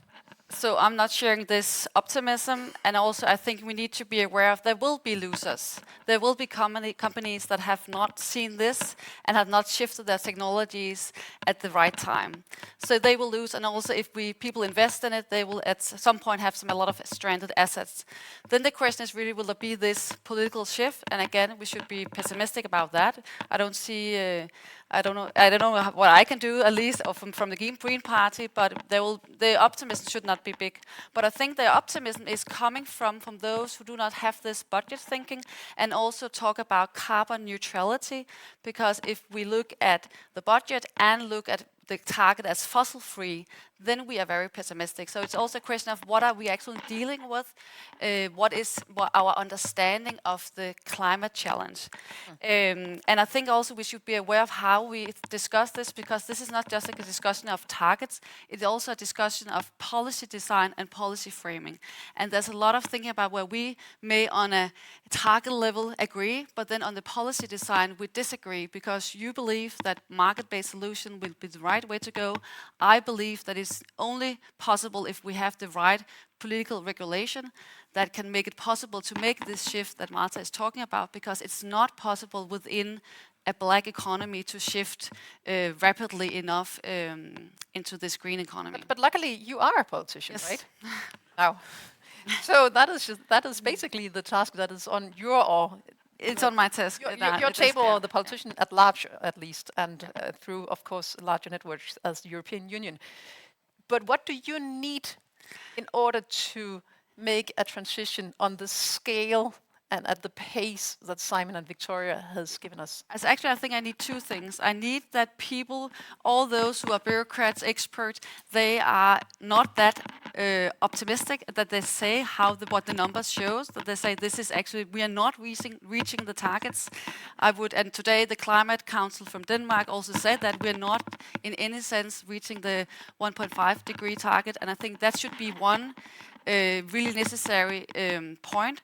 The other is that all those who are in the business and make investments, and like the Ulrik Bang, they are aware that they need regulation, because I think there's this left-right ways of understanding politics where all the people on the right, they don't think they need regulation, and therefore they actually work against it. And we have seen a lot of, in the last 20 years, lobbyism against political regulation.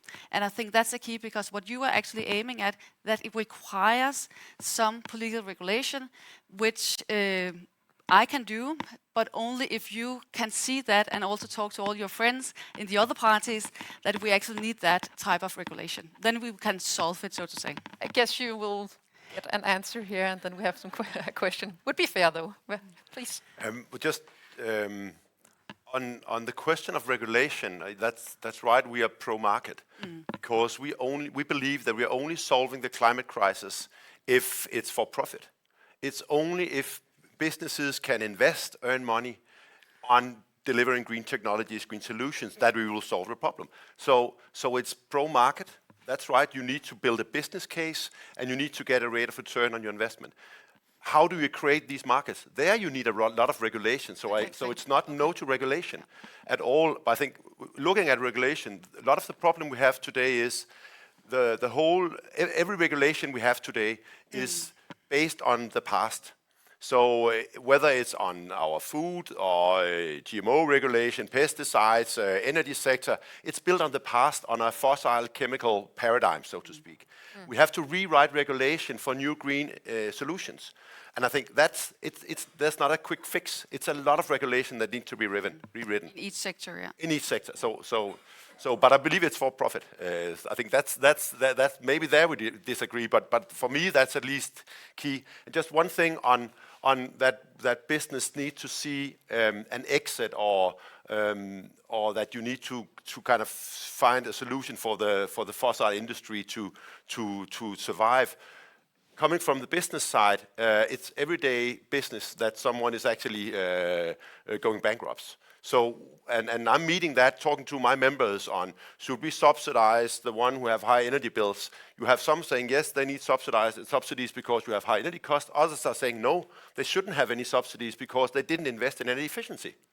So that's distorting the market. So within the business community, I think that's important. Perhaps we should do that, being more vocal on, it's normal that you have businesses going bankrupt. So this is actually has transformed the whole communication industry, which is good.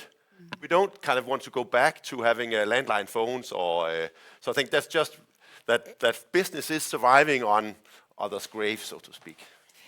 Just to take before I pass the word on the floor, Martha and Simon, your reflections on the push and pull from market versus policies. Do you see it in your models? Do you see what works best? Do you see it in your future outlooks, what works best? A few words on that? So I can try to answer that question from a modeling perspective. I mentioned that we look at the cost-effective system, so minimize the cost, but we add constraint. For instance, we want to minimize the cost while reducing the CO2. And then how strongly that constraint is affecting the model, we can understand that by how much policy do we need. Because this is what it's making. If we had no constraint, we will have a certain solution. But by adding the constraint saying we need to reduce, or CO2 needs to be lower than that amount, this is what we are kind of representing the policy. And a short answer is yes, we need a lot of policy for that to happen. And more elaborate answer is maybe we don't need that much policy for reducing emission in the electricity sector or for the first step, but we need a lot of policy to keep walking the reduction pathway. Which is also an answer when we look into the Russian independence question. Simon, do you want to add something? Otherwise, I'll go here.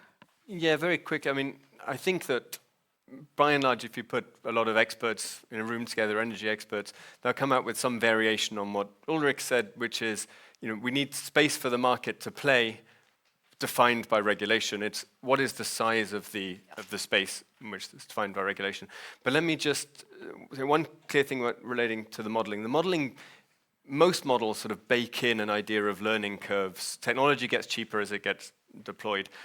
And we're not representing particular policies, but that's often the outcome of a process of trial and error, investment, people going bust, people having better solutions, people coming into the market. And so we've got a tension at the moment that we see clearly, and we're slightly worried about, between the need for innovation, the need to drive down costs, and also increasing protectionism. Increasing, we're not just talking about competition between businesses, but competition between regional blocks. And actually, if we want to get lowest cost, cheapest trade is, and open markets are the best way to do that. And before we enter into the big Biden-Macron question about American policies, I will go here.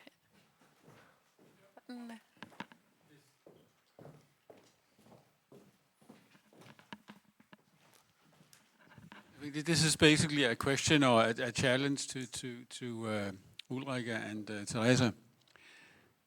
If you were given 1 year, let me say one thing first. If you look at all the technologies that are out there, in the lab, pilot scale, all that we already have, you can only be an optimist. We can do it. I mean, that hockey stick, we're already there, technology-wise. Yes, we can do it. Now, you are given 1 year to put together the regulation and the market shaping and everything that needs to be in place for these technologies to take off. Can you do that? Because it's really not from my point of view, this is not a technology issue. We can do it. Be it agriculture, food, energy, we can do it. But without that mechanism of regulation and markets, it's not going to happen. So you have 1 year to do it. Okay, so we'll meet in a year. Like, what happened? What happened? So I think, first of all, I'll be structured in the approach, looking at different sectors, different regulatory regimes.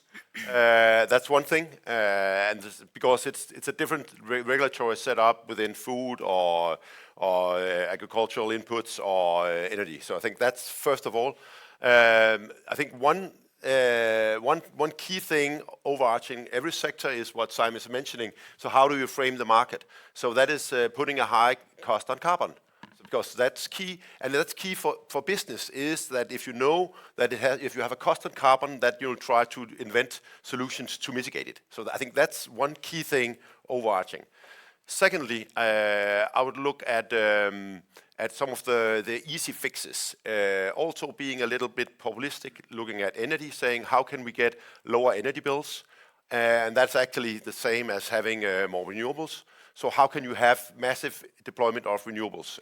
In Denmark, we are fortunate with a lot of wind, a little bit of solar. So how can you do that on rooftops, on land, and on sea? And that is kind of having a SWAT team on removing regulatory barriers. I would say not 1 year, but 100 days, because that's kind of, new government, 100 days action plan, what can you do? Sounds like these things has been written down and given to some people who's right now negotiating, or... I don't know, but I would be happy if they listen. Teresa? So in theory, I just need 1 day, because what I think is the right answer is really that we need an updated climate law. It should be based on the budget thinking. So if we got this budget thinking in, then we can see how much do we need to do today, next year, and if we have make that effective law, then all the other guys in all these sectors and different resort ministers can then translate that into different sector-specific regulation. And I think we should think like a corona politics, where they in the parliament they decided to say, okay, we are closing down the society, and then afterwards everybody find out, okay, at my companies we should do this, and in other companies they did that. So it's really about saying from the central position, it's really a easy politics, and therefore I also think the opposition between the market and state is really, really fraught, because we are in a state-based policy designed market. And I think that's the challenge in the competitive state, is really that people cannot see anymore all the regulation, all the politics that have created this society. So this is not either or, this is about different roles, and I think a lot of the politicians have forgotten to be policymakers, and then the business should just do what they're doing really well, because we have obviously a regulated market economy, and that's also what I stand for, obviously. So we should have all the markets finding out how to do it on the ground level, but we need this central law in order to make this push really happen. And on that term, we came from being optimistic in 250, 230, being optimistic in 100 days, to simply being optimistic about tomorrow ain't that Now there's a coffee break now, there's snacks, it's downstairs, and we'll start 10 minutes over.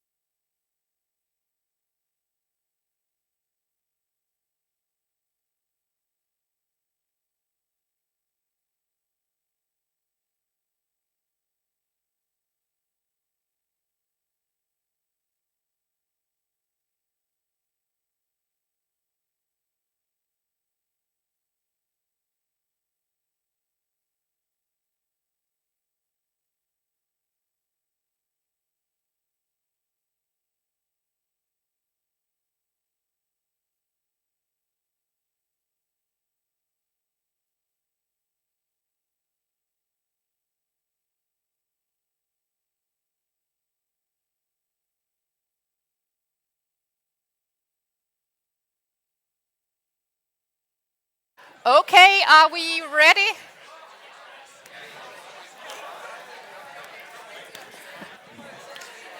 It's a wonderful sign for every conference that it's very difficult to get people back from the break.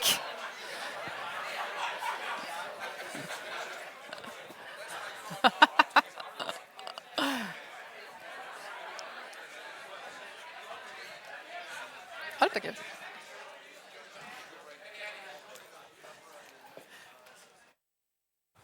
Friends, I love that I hate to interrupt you, but I love the level of discussion that is going on right now. Alfred, isn't that exactly what we want to have today? A lot of discussion, and there'll be possibilities after this as well. Now, we're going into the second phase of this CORC Forum, and now we're going into the juicy stuff and taking a deep dive on technology. And as I was preparing for this event, I was like, okay, could we just collaboratively together think what actually happened the last year? Like, yes, Ukraine was invaded. Yes, the Nord Stream pipes in the in the Baltic Sea, not in the North Sea, have been destroyed by explosions. The toughest sanctions we've ever seen have been imposed on Russia. Now, this is the picture that we're talking into when we are talking about alternatives to gas. And somebody was kind enough to remind me that I didn't introduce myself. I won't do it long. Just say that my name is Ida Ebbensgaard, and I am a journalist, and I've been working with climate and energy for a couple of decades, actually, and being an editor-in-chief and hosting a lot of programs on television and radio. I won't bore you with that part of it because I would much rather like to introduce another person, Bruce Logan. And to those of you who don't know Bruce yet, let me give you a good introduction to him. Now, obviously, he is a world-leading expert on green hydrogen and methane gases. You are a PhD from the University of California in Berkeley. You have been at the University of Arizona in Tucson. And now you're at the Penn State University, where you're the director of the Institute of Energy and the Environment. And Bruce is an active gentleman.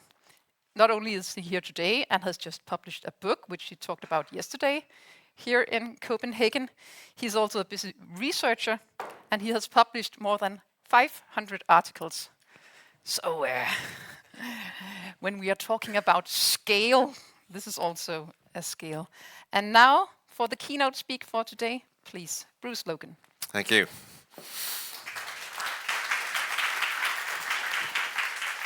Well, thank you for that very nice introduction. So my job is to give a technical talk without giving a technical talk. Sounds pretty easy. So what I'd like to do is sort of paint the picture and give you a vision into an alternative way to make or to capture energy to make fuels. So here's my opening slide. You can see some little things up there, but let me recap what Alfred Sporman said. There are a few different ways that we can produce gas. In Denmark, about 80% of the natural gas is due to fossil gas. About 20% is already due to biomethane production. Then there are two other ways that we can make that gas. One is, and they both use renewable electricity. One would be to use inorganic systems, catalysts, and to chemically manufacture that gas. And the other way is to use nature, is to use microorganisms that can actually turn electricity into methane. Now that sounds pretty crazy. It's a little bit like science fiction, but there are microorganisms that can eat food and make electricity. We call them electrogens. And there are microorganisms that can accept electrons and make valuable products. We call those electrotrophs. Electrogens generate, electrotrophs loving electricity. And this occurs in nature. We call it interspecies electron transfer, where one microorganisms give electrons to another microorganism. In the engineering world, we call these bioelectrochemical systems because they have to do with microorganisms that are on electrodes, think batteries, positive and negative, anode and cathode, where these organisms can sit on these electrodes. Now, this is not something rare in the world of microorganisms. In fact, all three domains of life, bacteria, archaea, and eukarya, or eukarya, can certain organisms can release those electrons. So when we eat food, we're basically oxidizing organic matter, and then we send it through a series of chemicals, and then when we're done with it, we give it to oxygen. Oxygen is our electron acceptor, so we do this. Now, if we don't eat for a while, we do okay. But if we don't get rid of those electrons, that is, we don't breathe, it's a very short life. So there's different challenges with each side of this. Now, the microorganisms that can accept electrons are only two classes, the bacteria and the archaea. No eukarya can do that. And so these are the microorganisms that we want to use in engineered systems. So these engineered systems have two electrodes, like a battery, an anode and a cathode. You can have microorganisms on the anode creating that electrical current. You can have microorganisms on the cathode accepting that. So if there are microbes on any one of those, either of those electrodes, it's a bioelectrochemical system. There can also be power put into the system, or the system can spontaneously generate electricity. And there may be membranes or separators between those electrodes, much like we have in batteries and fuel cells. So in these systems where we're trying to make products from the cathode, which is mostly my talk today, those electrons do eventually have to go to something. They come off that electrode, they can go to oxygen, they can go to different chemicals like nitrate or soluble metals and plate out those metals. They can reduce CO2 to organic compounds, and today, talking mostly about being able to send those over to make methane. So the electrochemical systems then are a big general term. The technologies, the things that we're actually going to build to make products, those are called microbial electrochemical technologies, METs. And I'll break them down into two types of systems. The first system is where these bacteria send these electrons over to oxygen, like in a hydrogen fuel cell. That makes electricity. The product is electricity. The second system is where the bacteria send those electrons over, and there's no oxygen, but we add a little voltage into there, and now we can make hydrogen. So it's a way to turn organic matter into hydrogen using microorganisms. And then the third one is where we can have many things happening at the anode, but at the cathode here, we're taking that CO2 in and we're forming organic products. We're using the energy in the circuit and CO2, we're reusing that CO2 to make methane. So there are a couple different ways that we can envision how this system works. The first is that we have an anaerobic digester, which is already, like I said, producing about 20% of the biogas here. And we can take that system and actually use this microbial electrolysis cell to make hydrogen and then inject it into these anaerobic digesters. The other thing, so in one system, we're just going to make hydrogen and put it in there. We're going to make hydrogen with oxygen. And the other one, we don't need to have the digester. We just have a source of electricity and CO2, and we make methane. Now, we can do that with the CO2 and anaerobic digestion. So if we have an anaerobic digester that's producing methane and CO2, that's our CO2 source. And it's there, it's waiting for us to use. We take that and we simply use that and some electricity and we add it into that gas stream that we have there, and we could conceivably double the amount of methane being produced. So to go from 20% to 40% just by adding these systems to the existing anaerobic digester infrastructure. So how are we going to do this? Okay, this is where it gets a little more technical. More technical. This is where it gets a little more technical, but just paint a vision on how we might get there, okay? So the first is we have to know what the microbes are. So we go out, we get rich sources of microbes. This is a bog. We have anaerobic digesters, and we put them in these little reactors in our lab, and we try and figure out what they are, what they're doing. And this is what the lab looks like. There are microbes in there somewhere, I'm telling you. But it's mostly wires and bottles, really. So we take those, and then we look at what we started with, and these are a whole range of different microbes. These are archaea. And you can see that these are open colored bars, and then the ones here are all black. And that means that all those bacteria are mostly this one, this methanobacterium. So we do all these, we get these different sources, we put them in there, and we add electricity, and we seem to get this one bacterium, microorganism, methanobacterium. Okay. So now we change the electrode materials, because that's one of the things we want to know is what's the best materials to put in this system to make it work. And we use all these different things down here, metals and minerals. We use different types of carbon. And we go from this starting material, it's red, right? So much different than all this. But again, all black bars here, it's all these methanobacterium. Except for one case that's really notable here. And that's where we put platinum on the electrode to catalyze hydrogen evolution. And when we do that, we get a different microorganism out of here. So how we catalyze, maybe if we catalyze with the microbes themselves, or if we add in a hydrogen evolution catalyst, we get a different result. That's, for us, a little challenge, because now we're not so sure what the best way to approach the problem is.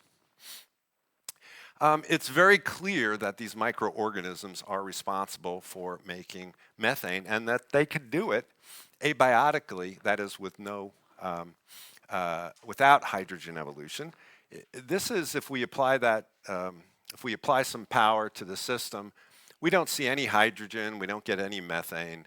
If we put the microbes in there, you see the methane shooting up. That means that they're making it work. And so if we take the microbe that we've had in the freezer that's supposedly exactly like the microbe that's in nature, and we do that again, we don't get much from that microbe kept in the freezer. These natural ones seem to have abilities to do this much better. So these wild type microorganisms seem to have properties that may have been sort of bred out in the organisms we keep in our laboratory. Now, we need to know how the best way to design the system to get those electrons. So one thing we say, well, are bacteria needed on this electrode to be intermediaries to these methanogens? Those are the ones that are making the methane. Or is it just the methanogens that need to be there? And we don't need these bacteria, but we deal with mixed cultures, so we're not really sure if we need them or not.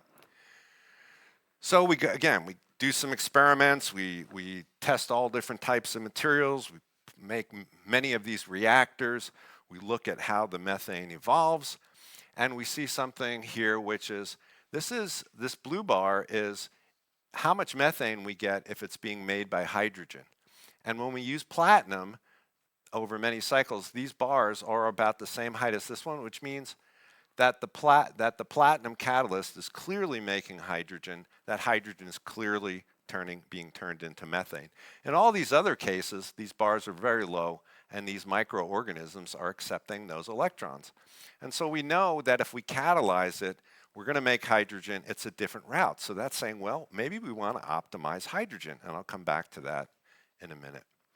So this, in that experiment, gave us the highest rate. So we know this occurs for sure. These other ones, we're not really sure about how prevalent they are in the systems, but we know if we make hydrogen, we're going to get a lot of those microbes. Okay, so we've said we can look at these different materials. We've said that we're going to get one or two different microorganisms. Those are the ones that are important. Now, how are we going to use that to make a system? And by the way, in engineering, when you make a system, there's three words: better, faster, cheaper. You don't get all three.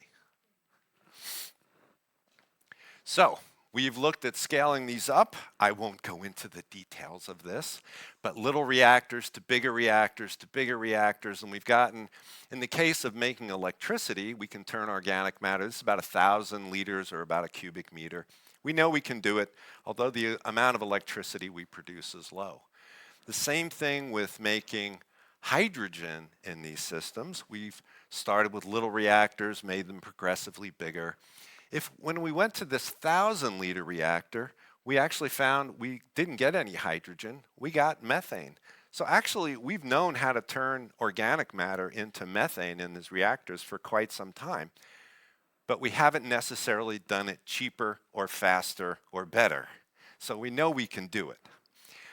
If we want hydrogen, we have to keep the hydrogen away from the methanogens, because the second the methanogens get it, they're going to make methane. And in fact, in this one reactor that we ran, this was sort of the energy we put in here, and this was the energy out. We got about 16 times more energy in the methane we got out than the electricity we put in. So we know if we take these electrodes, put them in an anaerobic digester, we're going to get out a lot of energy. A lot of it's just the anaerobic digestion, though. So the question is, do we get more energy out when we stick the electrodes in or not? There's still some discussion, but it's clear if we put them in, we get more methane and it comes out faster. Now, that finally brings us to the real subject of this talk, which is electrosynthesis. So in these other cases, we've had organic matter sort of being involved in the system. Now we want to say, okay, we can get that 20% more methane from an anaerobic digester by, converting organic matter into to methane. But how do we now just make methane whenever we want it using electricity? To do that, we have to scale up the system and we have to split water at the anode. So water splitting like you'd have in a hydrogen generation system. And we've gone from these little bottles to bigger bottles to these things that work best in our laboratory, which are these big carbon fiber brushes. It works great, but it's too big and it doesn't produce hydrogen fast enough. So what we've done is to develop these very small reactors, very thin. Now, in the previous one here, you have, in the previous one here, you have this chamber. It's kind of wide because it accommodates this brush with which a lot of microorganisms grow on. But the reactor's too big. So take the width of this chamber now, and we replace it with this tiny sliver of a chamber. And because we keep these electrodes very close, we don't lose a lot of power that we're putting in there to just heat and wasted energy. Now we start to really make use of that, and we make it much more efficient, much more compact, and we can generate methane much faster. So just looking inside, it's basically a couple of pieces of carbon felt, some pieces of plastic for space in the reactor to move through. And you have this little pair which basically looks like the spacers, but now we can stack these up together like a hydrogen fuel cell, for example, a hydrogen fuel cell stack. To compare how efficient we've gotten from these old bottle systems to this reactor, we've lowered the internal resistance, which means that the energy we're wasting only a tenth of what we were before. So we've improved the reactor by a factor of 10. And instead of methane production rates of about 0.0062 liters per liter of methane per liter of reactor per day, we're now at about 3 liters per liter per day and a current density of about approaching 20 amps per meter squared. That number doesn't necessarily mean anything to you. But let's take a look at now what this is looking like it's costing. And I don't know, I wasn't aware of what electricity cost here when I was putting together the slide. So I kind of used European averages. But going off of that basis of, say, 30.3 euros per kilowatt hour, and looking at what the natural gas might cost at a home, and then what the electricity cost would be to make this methane. The electricity costs are pretty similar. So, you know, if I look at the cost of electricity in your home, the cost of electricity and the cost of natural gas for your home, the cost of the natural gas based on that electricity is reasonable. And this is just the first generation shot right now. It's not a final product. I don't want to be held to that. But for perspective, you know, a cubic meter of natural gas is about the same energy of about a little over a liter of gasoline. And when you look to turn that energy into electricity, into methane, there's an efficiency. It's never going to be 100%, which means you're going to lose it. When you turn split water and you make hydrogen, there's an efficiency there. And the same way here, there's an efficiency. Currently, it's about 15 to 20%, but of course, the whole thing of research is we're going to improve that. We're going to make that better. For comparison, turning methane into electricity is about 33 to 65% efficient, just to put that in perspective. So, you know, 50% efficiencies are kind of the name of the game here. So very quickly, future directions, you know, where are we going on this? Well, we have some options here. I told you one way that they can do this is by first catalyzing hydrogen production, whether that also catalyzes the uptake of electrons to the microbes, or it just makes hydrogen and they use that hydrogen. We don't really know, but if we put a good catalyst on here, and we have not used that in some of these experiments, we might be able to do that. When we put a catalyst on, as we drive this up, we also get some other things, but primarily if we were generating hydrogen, we might need to make sure we had enough time to take that hydrogen up. And so just to take a step back and to say, what if we just make hydrogen in the digesters first? Well, actually, we can make hydrogen much faster than we can methane right now. And so we could make hydrogen pretty efficiently in these reactors. And these are just a bunch of different studies where people have done this. Our system works the best. We're at about 70 liters per liter per day of hydrogen, which translates to about 20 liters per liter per day for methane. So we can take microbial electrolysis cells, we can make hydrogen, and we can add that into digesters. If we use microbial electrosynthesis and we generate hydrogen, we also, in mixed cultures, generate some other things, volatile fatty acids, but the methanogens can, by and large, use these as well and make more methane. So we may have a system as we turn electricity into methane where we make some other things, some organics, but ultimately by adding a little fixed bed sort of reaction vessel post there, we could turn that into methane. So in the end, we can get pretty specific product even with all these different microorganisms using electricity in these systems. The other one is the catalyst for making hydrogen, and we use platinum in our early experiments. Platinum's not sustainable. It's expensive. We don't want to use that. But we've been doing some recent work with alternative catalysts because there's a lot of science out there in the field. We've used things like stainless steel, which has a high nickel content. Nickel is a real critical element of catalyzing hydrogen evolution if you're not going to use platinum. And we've tested a couple of different new nickel molybdenum materials. And this just shows you, here's platinum, okay? This red line is our replacement for platinum, and it's close to platinum. That's all you really need to see from that graph. It's close to platinum, okay? And that means that we'll get platinum-like performance without having to use an expensive catalyst. So we think that we can catalyze that cathode to increase methane production rates and therefore make a much better system. What will this look like in the future? I don't know. This was our reactor that we made. We put this on wastewater and we made methane instead of hydrogen.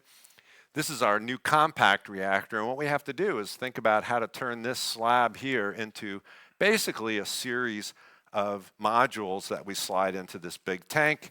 We flip that switch, turn on the electricity, and out bubbles methane. Perfect. Okay, so one caution, last caution. I'm a responsible scientist. Methane is a very potent greenhouse gas. So let us remember, while we're talking about using natural gas, biogas, syngas, and everything else, that we can't let it escape. That's good economics because you don't want to lose the product you're making. But the fact is that it's about 25 times more potent a greenhouse gas than CO2, and that's based on a 100-year lifetime definition, which most climate scientists now are saying it's not 100 years. You need to be using 20 years, and if you do that, it's 85 times. So a little bit that escapes will quickly ruin anything that you've done by repurposing CO2. So let's just remember to do that while we go forward and figure out how to do this. And so I just wanted to conclude, and I wanted to note a couple of researchers in my lab, Ruggiero Rossi, who's moving to Johns Hopkins University, who's done a lot of this very compact reactor work, and Dr. Guyon Beck, who did this state-of-the-art microbial electrosynthesis work that has shown us that we can really get there. Thank you very much.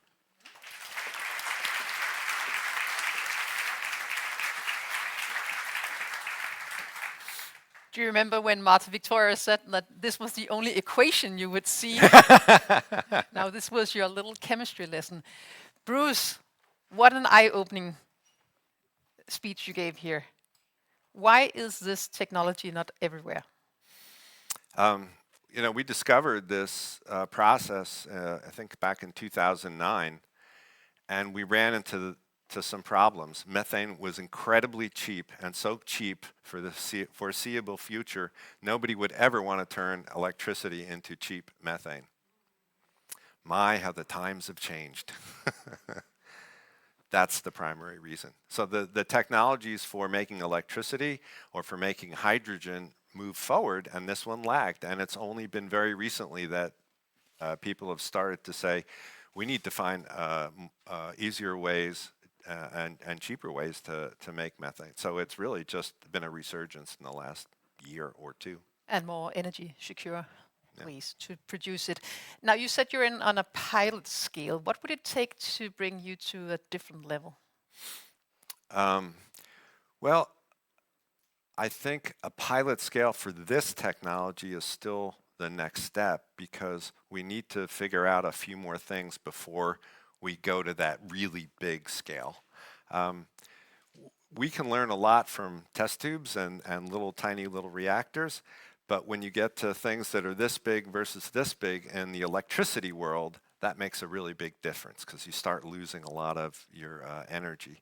And so we need to figure out how to do that the most effectively we can. And this catalyst idea and this idea of very compact systems, I think, opens the door to building that next reactor so we can then take it to the next level. And who's helping you on this way? Well, I'm hoping you will. We have a little bit of seriously internal funding for this right now, and we're looking to have the Carbon Reuse Center give us funding to do this. You know, but every single scientist will tell you, oh, if I had 10 or 20 people working on this, you'd have it 10 or 20 times faster. So that's, you know, that's just what we say. It's true, by the way. Going back to the technology itself, you start with hydrogen, or you come to the point of hydrogen, and then you end with methane, right? Mm-hmm. Why do the last part of the process? Why not stop with hydrogen and say, okay, hydrogen would also be a great way to get into a carbon neutral economy? Yeah, well, I also do a lot of work in hydrogen. I think hydrogen is a great chemical product. It's got more energy essentially than methane because methane spontaneously gets, hydrogen can be turned into methane. It's a spontaneous process. But you can only inject a very small amount of hydrogen into a natural gas pipeline, and you have to do some very special things to handle and compress hydrogen. And even if you try and use hydrogen in gas turbines, you have to make special changes in those gas turbines. So there's just a lot of reasons why the very expensive infrastructure we've built is not ready to be turned off and simply switch to hydrogen. We can do that, but we have to phase it in, and that's really the key. Keeping the infrastructure. Questions? Oh, who has a question? Please. You know the drill. Wait for the microphone. And please, other questions are very welcome. Thanks a lot, Bruce.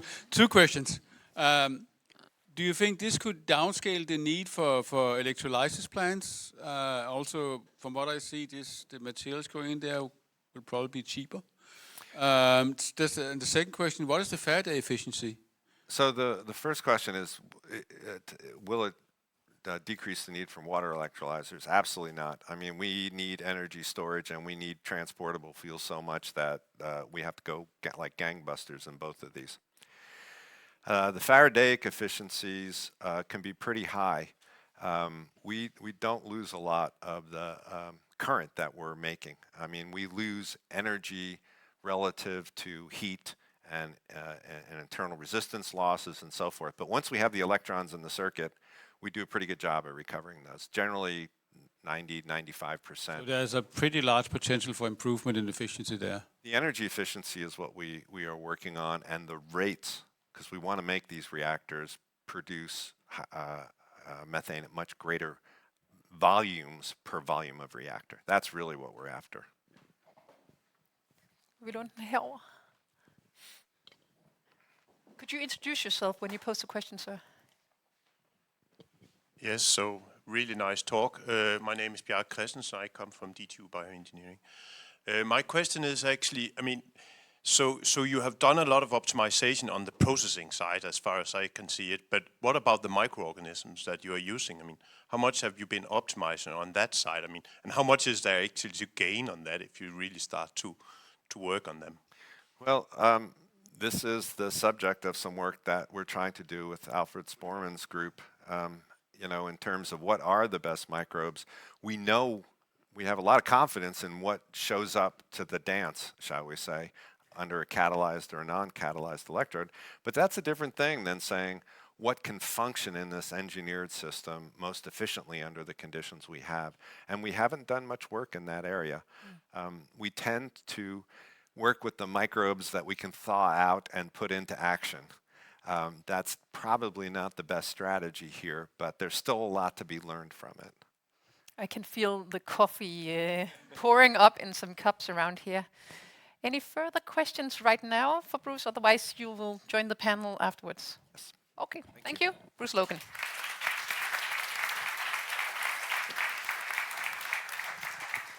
And now we are moving on to a company that has been on my mind, and I would guess on perhaps every Dane's in this room's mind in the last week, Nature Energy, because you have just had a great news to the world that you've been acquired by Shell, and congratulations, I should start by saying. Thank you. Søren Holm, you're the CTO of Nature Energy. Yeah. Please. Thank you. Just need the PowerPoint here. Yeah, and thanks for that opening, Ida. I actually wanted to, I already got that question twice in the coffee room. Let me just see if I can, and that's why I basically talked about the elephant in the room. I know it's on many Danes' mind. First of all, talking to the topic on how to scale biogas, this is from a Nature Energy perspective a true acknowledgement that we have reached the level of scaling that makes us interesting for the big energy producing companies.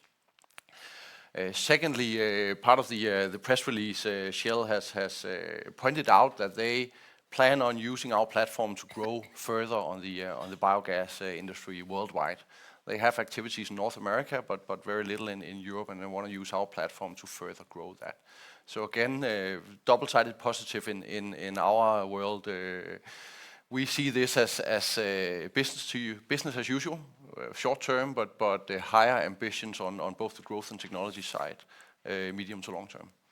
So a very positive development in our perspective. Sliding slowly into the topic of scaling biogas, I just want to reach out and say that again, from our perspective, we see these three different sources of renewable energy. We have the sun, the wind, and the bio-waste. We do not see these three energy forms as competing. We see these as complementing, and as Bruce just said, we basically need full throttle on all levers here to reach our target. So just want to have that out. I'll come back slightly to where we see one of the supplements. Nature Energy's focus on biogas started back in 2014 with 5 people sitting in a corner looking into biogas. They had to answer a few questions to really get traction on this. The first was, what is the potential in this? Is there really a potential to make us relevant in the market? So first off, they started looking at biomasses, so organic waste, and looking at the availability in society. Zooming in on Denmark as the home market, basically realized that there's enough organic waste to put a industrial scale biogas plant for every 50 kilometers in Denmark, just from a organic waste perspective. Taking the same measurement and putting that outside Denmark, this actually puts the perspective that there's room for 2,000 industrial scale sized biogas plants in Europe, the same in North America, and up to 7,000 biogas plants in Southeast Asia. Comparable, we are the world's largest biogas producer, and we have 14 plants, just to put it in perspective. So the potential from an organic waste perspective is enormous. That organic waste needs to be treated. We believe that biogas is a good way to handle that. Biomass is one thing. What about the methane, the gas that we produce? Is there actually a good use of that? Taking a bit further perspective, these are 2020 numbers. I think they coincide with Simon's numbers, that the amount of imported Russian natural gas in 2020 is 155 billion cubic meters of methane. Again, to put into perspective, in Europe, the biogas or the biological methane produced in the same period was in the neighborhood of 3 billion cubic meters. So there is a lot of room or a lot of opportunity to improve that. And the Repower EU that was talked about earlier has set an ambition of 35 billion cubic meters of biomethane by 2030. So the ambitions are there. We believe that the ambitions can be even higher than 35, but it's a good place to start. It's tenfold where we are today. So a very good place to start. So that kind of talks to the relevance of biogas, right? There's plenty of biomasses, organic waste. There's plenty of demand for biomethane in the world. So how do we approach the scaling? I'm going to go back to 2014 again. At that point in time, biogas was a very simple installation. It was basically or mainly farm-based. So a small biogas facility at a specific farm that where the main purpose was for heating or for generating electricity through a gas motor. So rather inefficient with a low to moderate CO2 abatement. It was a simple installation with a very localized focus area. We have worked diligently to take this to what we call biogas 2.0, to basically industrialize biogas. So taking the size of biogas installations at least tenfold, because size does matter here. If we need the unit cost to go down to a sustainable level. So that's one level that we've taken up scale. We've sized it differently, and we have the number here in gigawatt hours. But a typical Nature Energy biogas plant has 20 million cubic meters of gas, and we have 500,000 tons of biomasses a year that we handle in a plant. We've also applied what we call a co-digestion model. So allowing that we both use manure from agriculture, or we use deep litter, we use industrial waste from slaughterhouses, from the milk industry, and we use household waste as well. So blending all of this together in a digester and degassing it. So that's another part of scaling it to be relevant. And we do apply what we refer to as best available technology. So continuously putting the best available technology and focusing very much on the CO2 abatement. We talked about methane, or Bruce talked about methane slippage in our world, right? To bring that down to an absolute minimum. That is one of our key focus areas in design and operation. Our ambitions doesn't stop there, though. We have a tangible plan going towards what we call biogas 3.0. There's still some scale to gain. We will make our plants larger again. There is a limit to this because biomass also needs to be transported. Right, so that's one of the limits we normally have on our biomasses, that we try to not have transportation more than 25 kilometers. There are some high yield biomasses that we transport longer, but the basis is a short distance transporting, again to focus on the CO2 footprint. But what we much more look into here in the biogas 3.0, that's technology. That we get better utilization of carbon. I'll come back to that in a moment.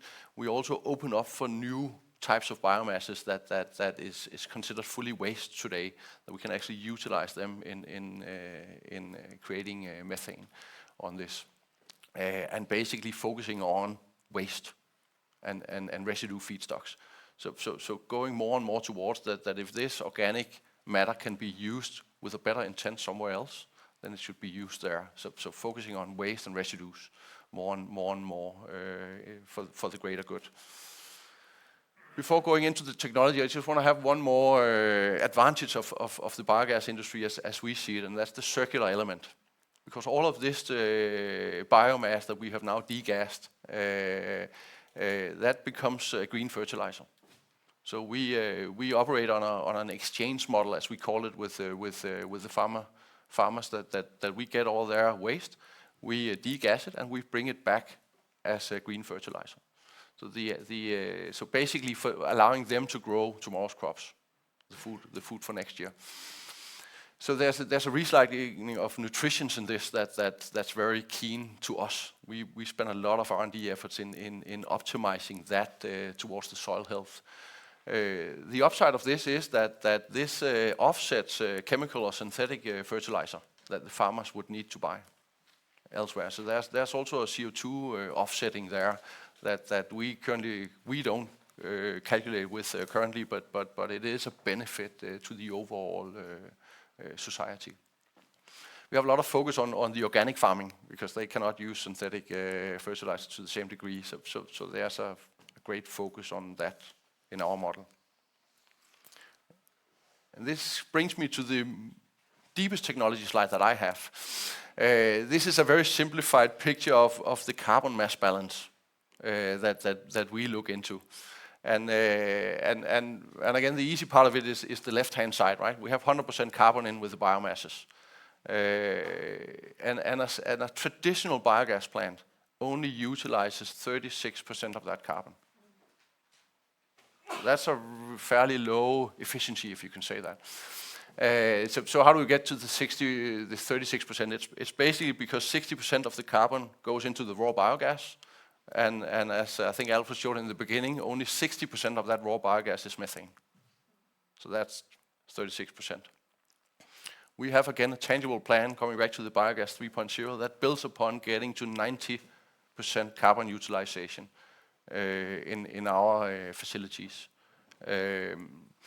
We actually have a high technology readiness level to get there. We also have a phase 2 and a phase 3 coming up to get better efficiency in it, right? We also what you talked to Bruce, we're looking into some of the same technologies on how to get there cheaper, better, faster. But the obvious place to start is with the CO2. right? That's 24% of the carbon that traditionally just let out of the chimney. So why are we not doing anything about that, some would ask. But we are. We have one facility where we actually have the CCU. We capture the CO2, we cleanse it, and we distribute it to the Danish beverage industry through a partner. And that one facility, at the time of commissioning, covered approximately 40% of the Danish beverage industry's CO2 usage. Again, just to put it in scale. We do have other avenues. We are also working on carbon capture storage projects to validate that technology within biogas. And we also have our own version of Power-to-X coming up, which will be in operation full scale next year.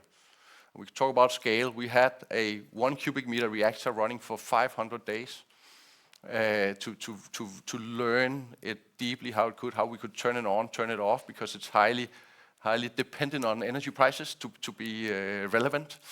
And we're now scaling it up to 400 cubic meters reactors, which we will have, as mentioned, in production next year. That's basically it's very simplified, taking green hydrogen, mixing it in a biological process with our CO2, and then creating e-methane. Increasing the methane percentage from 60 to 98%. That's the key of it. We do a lot on the back end as well, just to round up what we call basically from the right of the biogas. That's the digestate that we're also looking into. How can we make focused fertilizer for the farming community, or how can we utilize fibers to replace peat, because peat is also rather CO2 intensive when you dig it out of wetlands. So that's also one of our focus areas from an R&D perspective. I just got the 2-minute warning, so I'll basically use that as my closing, and just the picture of our CORC site, where the white columns is actually our CO2 capture and storage for the beverage utilization.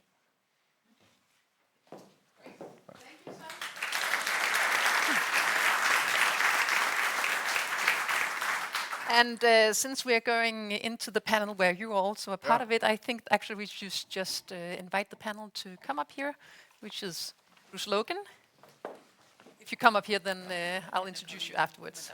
Yeah.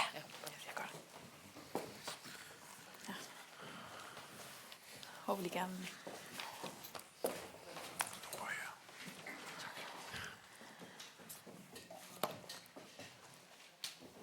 Du har dem. Kom over, Christian. Det er Marie. Let's go. Maries.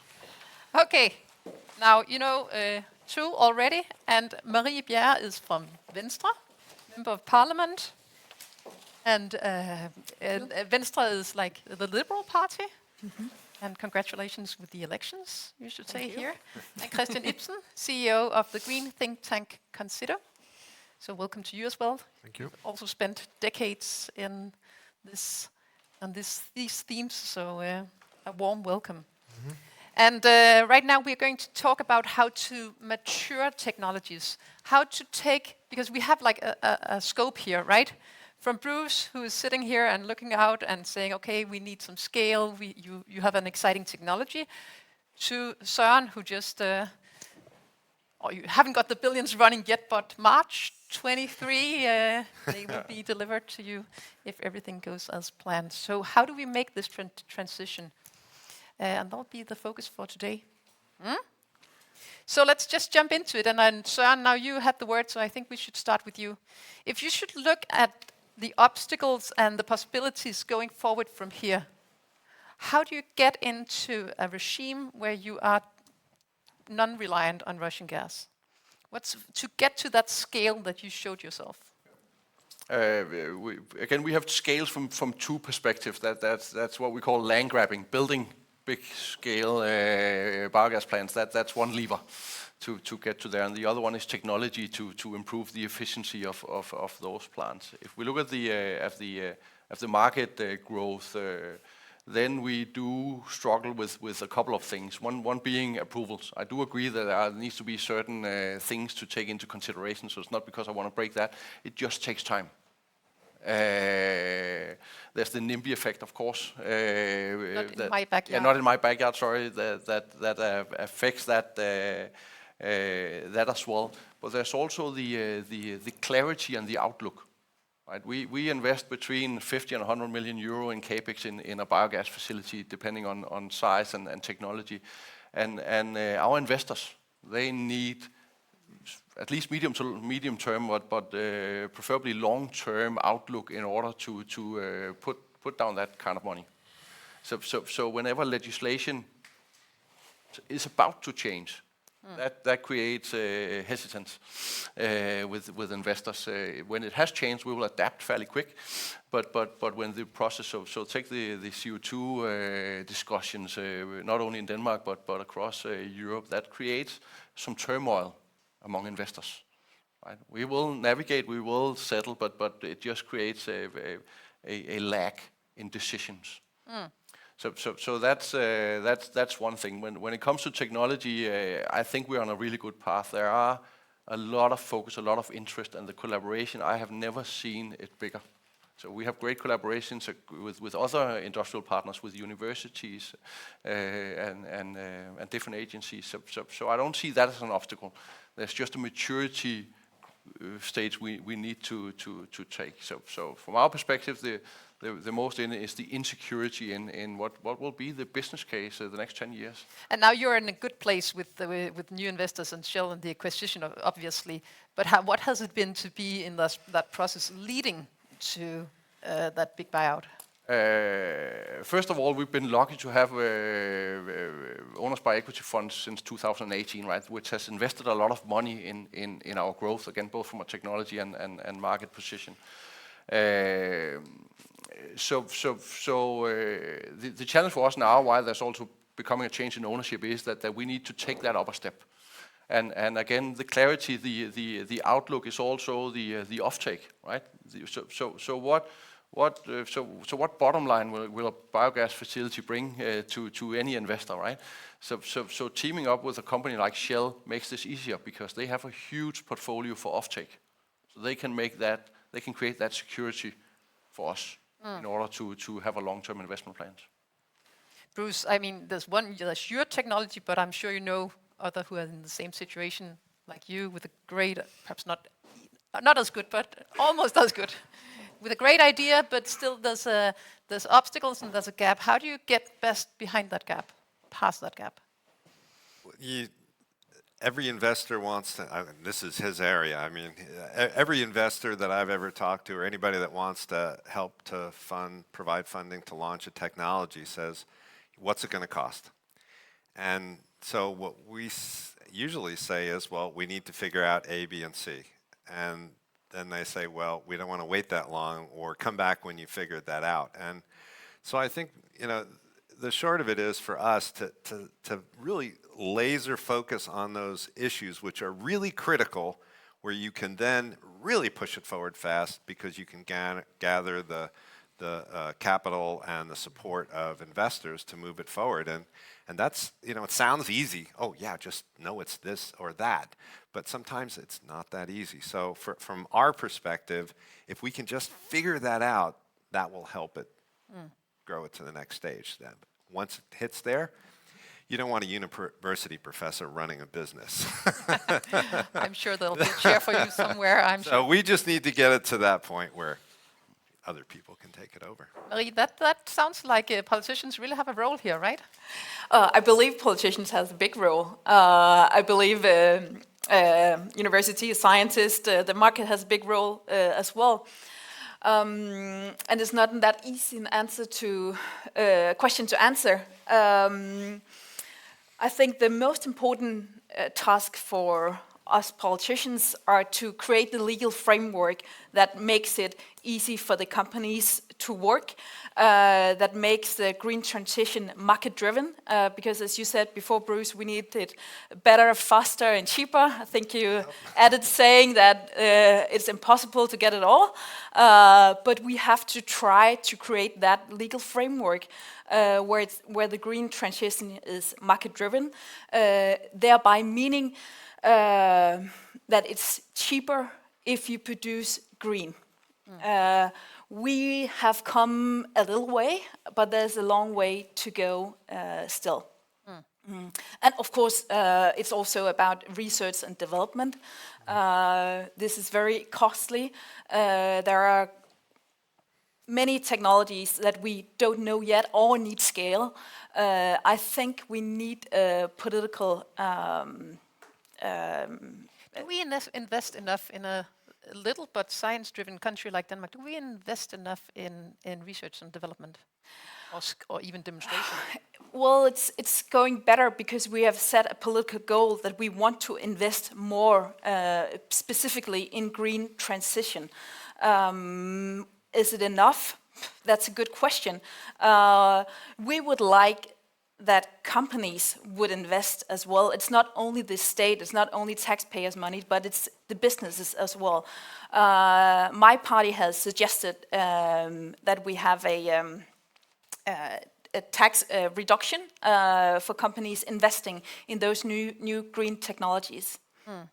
When you consider the subsidizing scheme, which obviously has been very important for Søren Holm's company and other technologies in both Denmark and other places in Europe, what criteria are important to you in order to give subsidies? It's important that this has an impact, that this is something that helps reducing CO2 emissions, that it's so thereby getting rid of fossil fuel instead of. Concito. Now you must, Christian, you must have some ideas about how to get this moving into another pace. Well, I think what has been really interesting this morning is this kind of mutual sense of urgency across the board. I mean, from the IEA, even looking at promising developments to technologies that are even closer to markets or at markets and promising technologies. But I do think that the scale of what we need to do in terms of ambition and speedy implementation is really huge. In Denmark, we're talking about a lot about that at the moment. And that also has to do with speeding up what works now, but still focusing also on developing what might be there for the future.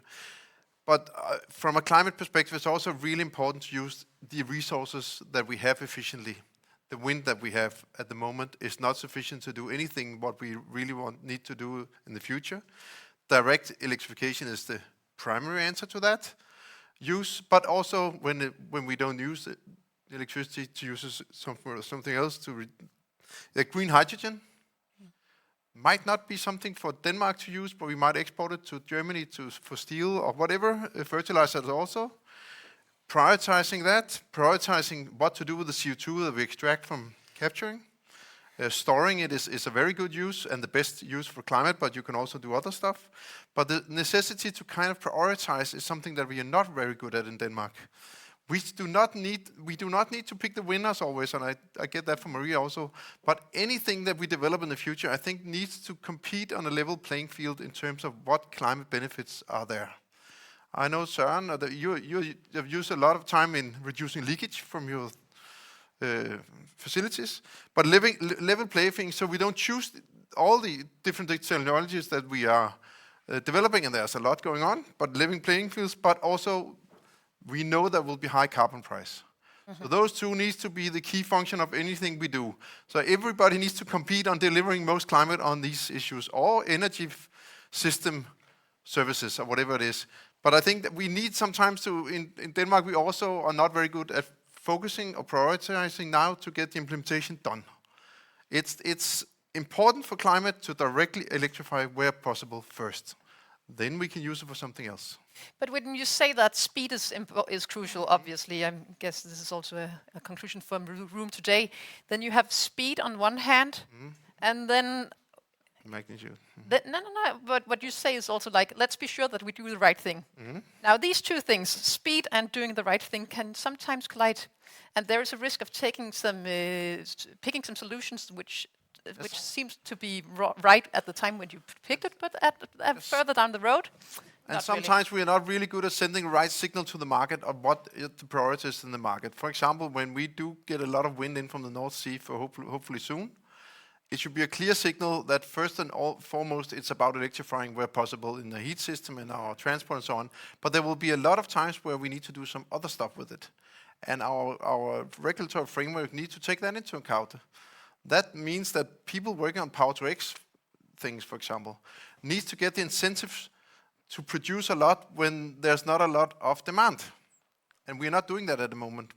We're giving them support to build the factory or build the thing, and produce all the time instead of the other way around.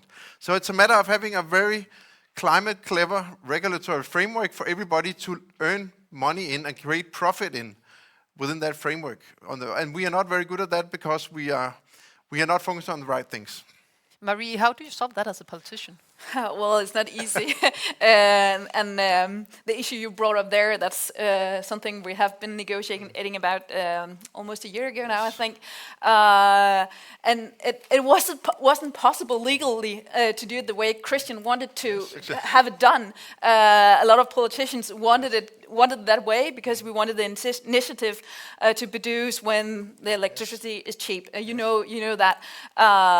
But the thing is, then we wouldn't have it produced. So sometimes it's also about getting something to start, and then we will see where it will go.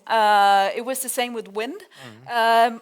Maybe that could have been a failure in the 80s. It wasn't, luckily. When you're a politician, you're elected for some years, 4 years, 3.5. How much we'll see. time it will take? if there is ever a government in Denmark. Uncertain period right now. Yeah, and that means that compared to, for instance, CORC, which has a 10 or even longer perspective, then you have a shorter perspective. Can you feel that when you take your decisions, that you need to not to, pardon my language, but not to mess it up too much on a short scale? Oh, some degree, yes. I think we have been focusing too much on setting a high climate goal, which has been right to do. I'm not arguing that it's wrong to do that, but that's a way of showing we are doing something. We are acting. We are very ambitious. See, we're putting these goals. But if you look at what have we actually reduced of CO2, what have we actually done on the short term, then it's hard to see. And I think we need more action on reducing CO2 emissions. But first of all, it's very complicated. But also, it takes time. And as a politician, you won't gain credit for that for such a short time. It's easier as a politician to say, oh, I want a higher goal. 70 is not enough. I want 80 now. That's more easy to be measured on. I think that's a political problem.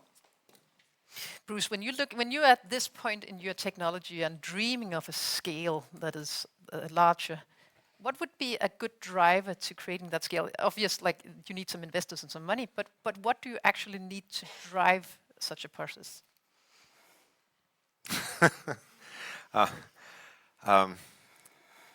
You can say money. Besides investors, what you need are very good people working on it that have a dedicated vision of where it's going. To take something, not to say anything against startups, but the problem is a startup is blood, sweat, and tears. And the people that do that put their life into that. And then if somebody just goes and buys them up or whatever, they've gotten a lot more than they pay for it. At $2 billion, it's a deal. At $5 billion. And so I think that really finding the right people who are dedicated to what they're doing, but can set an example for others, and that's what you've done. You've set an example for others that if you have a vision and you really put your mind to it and your energy into it, that you can make it succeed. And that's the critical factor, like many things. Tell me one thing that hasn't succeeded, because they had a champion. And so we need some really good. Is there a lesson to be learned from the American system to a Danish or European perspective? In this space, I'm not sure that there is. I think what Denmark has done with their electricity generation is nothing short of brilliant. And I think the rest of the world should sit back and figure out what you do with the natural gas and the petroleum dependency, and then you'll have set a global model. And that's really what we have to think about, is that global model. Before I give you the word, Christian, then I'm opening up, so I'll have my eyes on both sides now. Christian, please. Yeah, just to spark some interest into this also, I mean, the thing about the Danish energy and climate policy is also that we're opening up for being a vital part of the European transition, which I think is really key to the policies in Denmark, because in the energy system is all about, of course, different kind of direct use of electricity, getting enough power in from the North Sea and so on, but also translating that into contributing to the European decarbonization. A lot of the North Sea will have to do with Europe, in powering Europe also. A lot of what you're doing on biogas is not about, bringing biogas to Lolland and a sugar factory where all your press is about. It's about being that part of getting rid of natural gas from Russia and other places in Europe, and maybe even the world. I think sometimes in Denmark we get into the wrong conversations, and then we get enemies and friends instead of discussing how can we contribute to what we really need to achieve. So, for example, about European gas and dependency on Russia is about getting rid of the gas in all the sectors that we need in gas to power, gas to heat, no gas in transport, and so on. And the gas that will still will be a lot of biogas. So now you're a friend and not an enemy in terms of do we need biogas in Lolland or not. So we are having a lot of discussions around the wrong priorities in Denmark. Instead of having, how can we build that electrified society that Bruce talked about now, and use the other resource that we do, green hydrogen, biogas and others, in a way that can contribute to the European or even global transformation. So which discussion do you want to be taken? The resource discussion, could you touch upon that? We need climate efficiency and resource efficiency in our climate policy. We need an action plan next 2 years that goes in terms of implementation. We have proposed a 2-year action plan that talks about all the barriers that we have in different sectors, all the tenders renewable energy in the North Sea and others, electricity system, whatever it is, our tax system is wrong. So how do we do an action plan in 2 years that brings us to a point that we can aim to achieve more than 70% or even decarbonize further? But we need to get the barriers out of the way. We need to prioritize resources. For example, the resources going into biogas is the same resources that we might put into pyrolysis. I don't know how you do that in English, but or whatever it is. So you need to prioritize what kind of resources do we need to put into what kind of process and what we need to put out on the other side. Søren? I agree to a large extent. I fully agree to the electrification. Let's electrify everything possible, right? A good starting point. There are some hard-to-abate industries where gas has a relevance. That's what we kind of try to abate on. I also just want to take a second to acknowledge the government scheme, the subsidies, right? I think the biogas industry is a good example of what that can do. Right, of 8 years of subsidies-ish has brought us from almost 0 to almost 40% of biogas or biomethane in the Danish gas grid. I think that's remarkable. But going into prioritization, I do agree we cannot do everything half, but I think the challenge here that we are against is so big that we basically need to turn all the levers full. Yes. So basically, if I have to choose, I would choose speed over priority. I know it's not that blunt a choice. And the flip side of that coin is that we do risk running out of avenues that turns to be a dead end. But I think that's where the strength comes from, combining universities, different industries, private sectors and government and institutions. I think that's where the strength comes in this, that we can actually invest or prioritize multiple avenues that eventually together will get us there. Yes. While you're considering questions, I have one, and it's for you, Bruce, and it's technical. Oh! Hi, Dr. Logan. How fast is the rate and scale of EET from cathode in context of mathematical modeling of MES? Does this make sense to you? Is there any LCA study available? Thanks a lot. Whoa. Should we make sure that you're combined with the gentleman or I think woman maybe posing that's this a question for an offline answer. I think that was I think a I will wonderful spare everybody that one. Okay, there are some technical issues to be solved out here. Any further questions? Yes, please. Yeah. First here. Oh, yeah, whatever. And please introduce yourself. Thank you. Tanmay Chaturvedi from Aalborg University. I have a question for Sen. About 3 years ago, what was the priority or what was Nature Energy thinking about before this energy crisis? What were your top priorities? And how has that changed because we are in an energy crisis? Good question. Yeah. First of all, we for the last 3 years, we've had the same growth strategy, right? We started our lab and our R&D facilities in 2018 with the focus on technology, and we have the growth strategy again because size matters. We need to the more similar plants we have, the more bang for the buck we get when implementing new technology. So that strategy has been there 3 years back. So what has happened, right? That strategy has gotten a boost. To be honest, we in not only Denmark but in Europe, when we talk about green energy, we're talking about power, wind and solar. That has changed the last year. Now we also talk about biogas, and we have a lot of European politicians calling us for advice and action plans on how we can help the different countries. And so I know what they are asking you when they call you. They say, "How fast can you do this?" Yes. And what do you answer them? From when all the barriers are gone, we can have a full biogas plant of this industrial scale size in 18 months.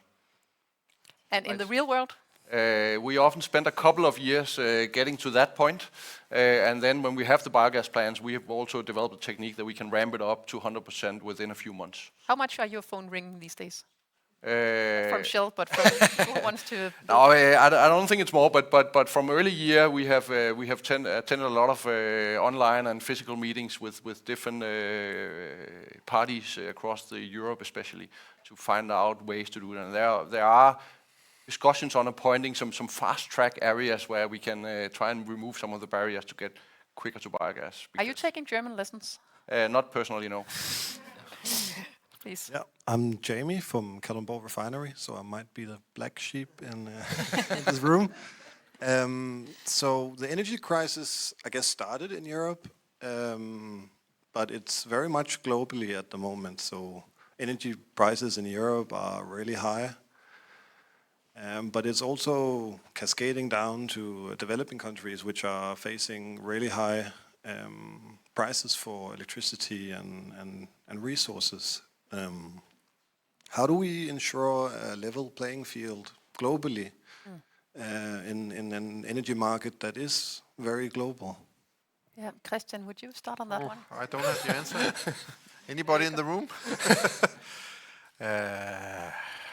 How to ensure a level playing field globally on the energy market? Is that the question? If you think of the emerging economies, like Simon was into, like there is a case to be made there, right? Well, it depends on what kind of energy markets you're talking about. I guess the one of the things you're always discussing how do CO2 apply on the energy markets across globally, because we might do that in Denmark. We might also do that in Europe. We already did some of it, but in the energy market, it's also about resource development in terms of new technology. Are we talking about support or assistance in terms of deployment? It might be more sort of in Europe. Would we sort of live with high energy prices? We will be most likely in the next foreseeable future, but for policymakers and the like, should we just accept a higher electricity cost or energy cost in Europe? No, to that I don't think we should accept that. I think we should do a whole lot more in introducing all the low-cost technologies and climate-friendly technologies like wind. And there are answers to this, how to deal with this. And of course, we are in a transition period that are much faster than we were supposed to. And we should have done this a long time ago, introducing a lot more wind and others. So we are now in a pricing that's only got to do with the backup gas turbines being turned on, and that determines the price. And of course, the price signal needs to be right to get the offshore windmill industry getting paid for when they produce it or whatever. So I think there is a problem on getting a socially acceptable energy system going for the next transitional period of whatever year, 4 years or more. And that could be done through social policies, I think.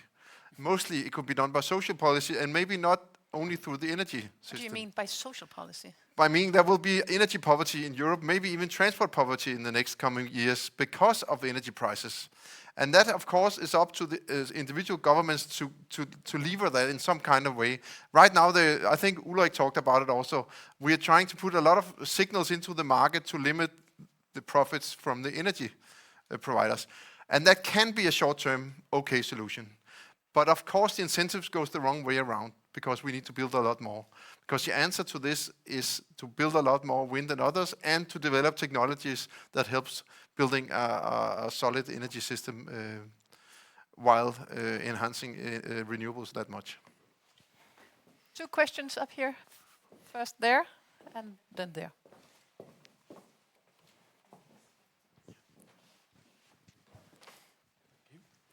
Owen Rattigan from GreenLab. So we talk about the idea that we need a high carbon price to forward this, but that will mean animal agriculture will be on the wrong side of the carbon price. Does that put biogas in a bad position going forward? Who's the question to? Challenge. Biogas. That's a challenge. Anyone that can answer this, but mostly to biogas, I guess. Yes and no. Depends on how it's thought together right across the full value chain in my perspective. And yes, it could be implemented that the agriculture has tough times ahead for sure. My personal opinion is that we have a very efficient agriculture setup in Denmark compared to other countries. And I don't think that we should push this outside Denmark. We should find ways to make it better. To find ways to make less emissions, to use that term, on an already efficient setup. Well, that's a personal opinion. I don't have the solution to it, but I hope that will be the end solution when putting together CO2 tickets, basically. Ibsen, and then I don't know, Marie, if you want to comment on that as well. You're pinpointing to an issue that was just about what I said, that you need a level playing field and you need to accept that you will be in an area where there will be a high carbon price. That will also include the agricultural sector.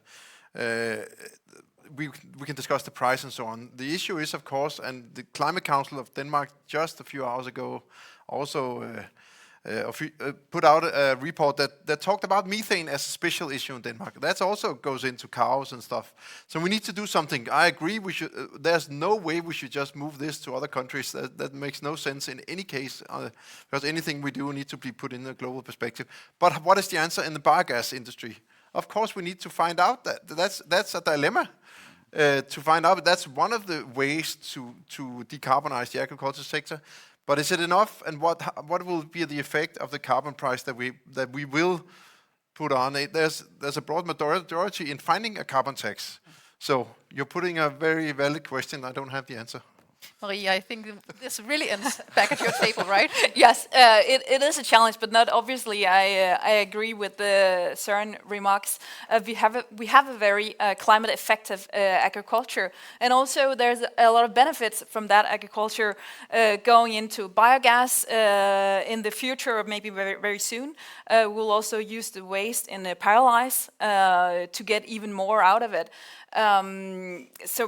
I firmly believe we have to come up with a solution that makes our agriculture even more green and in the future CO2 neutral. Perhaps measuring the CO2 emissions from agriculture can bring us there, knowing that it's a hard challenge, though. I think we have the last 2 questions now, here and there. Well, where's the carbon? Where's the carbon? Question is that if you look at the carbon available biomass resource as such, we have biogas now, which really is taking off and can be scaled, and we can do this all with 700 plants in Europe. Now we have 20,000. We can just do 700 third generation plants. We're there. which is a fantastic development. Politicians, whatever, the political system, I'm sitting from the foundation now, that we like sort of how can we help and be part of driving forward. It's really hard to pick anything. If it's 360 degrees all the way around, where do you want to go? Which technologies? We need to pick something here.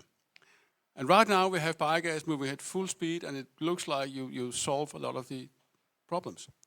But if we also want to have pyrolysis, which is still a very, very young technology, currently a low carbon efficiency, there's not enough biomass. Exactly. But neither. So isn't this, and the speed we need, and we need to have this in place now, should we look at the decisions we made a year, 2 years ago and say, well, we probably need to reprioritize now for what we know. Good news, some technology has moved ahead and there's even more potential, what Bruce has shown. Do we need to take a look at what we decided 2 years ago and said, we need to prioritize now because there's a need for speed now. And we do already have something that we know works. And if I may just take the question a little bit further, is that when we have new knowledge, let's reconvene and see what the solution should be.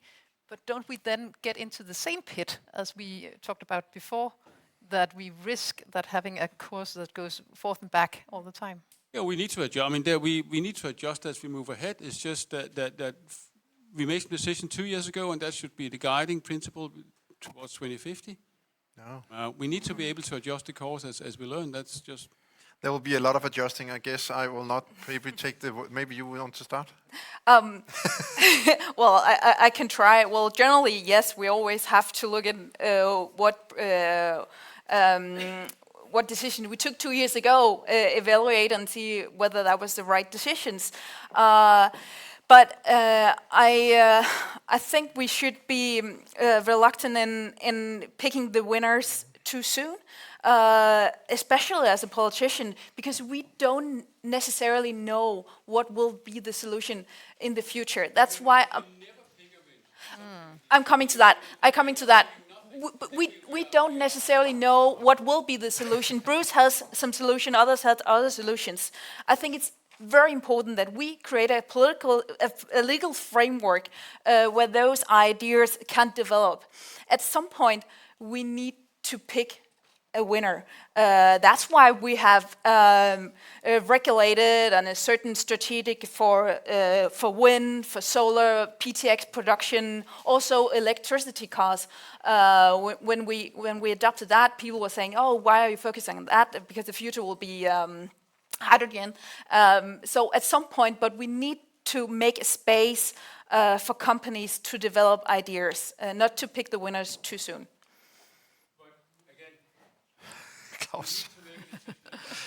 Klaus, I guess my answer to Klaus, I think I guess where he wants to go, but I'm not sure.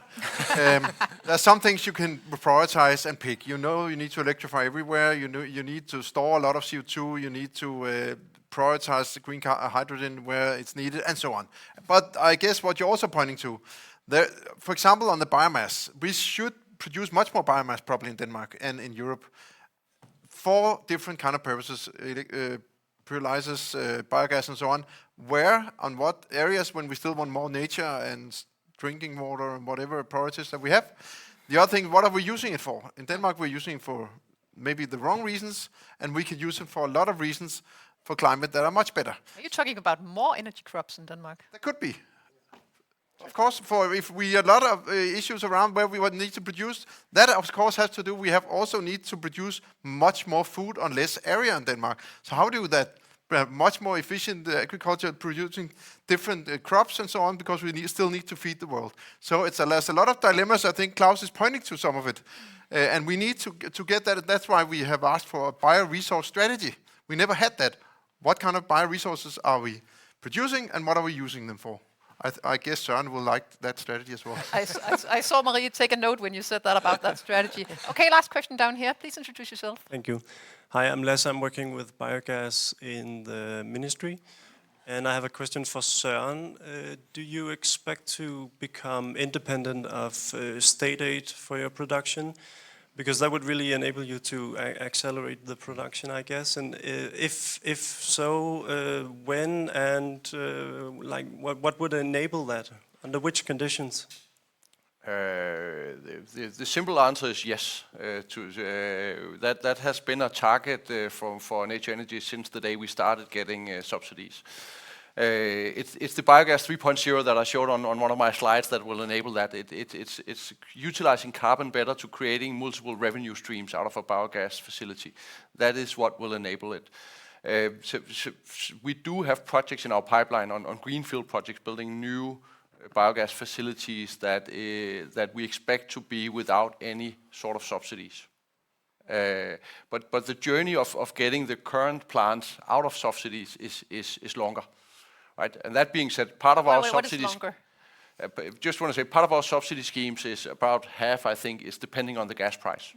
So that's very close to zero these days, because of the high gas price. The latter one, I think it's 20 years agreement was made from the day that the plant started. So that's at least the last point, right?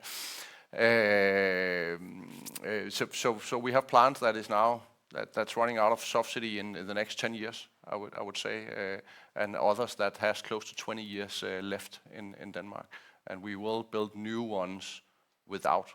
Might also have new ones with subsidies depending on the geography and opportunities to add different revenue streams. So it's a little of both, but we do have a target to get out of subsidy schemes. Someday you'll see a tender where you have to bid to buy, to build but a biogas. there's a new subsidy scheme coming which increase demands on different parameters, which we welcome. We're currently trying to decipher that to find out if that's honestly a benefit, or we'd rather try the avenue without. Okay, that concludes our panel discussion. Thank you very much. Thank you to the panel. Thank you.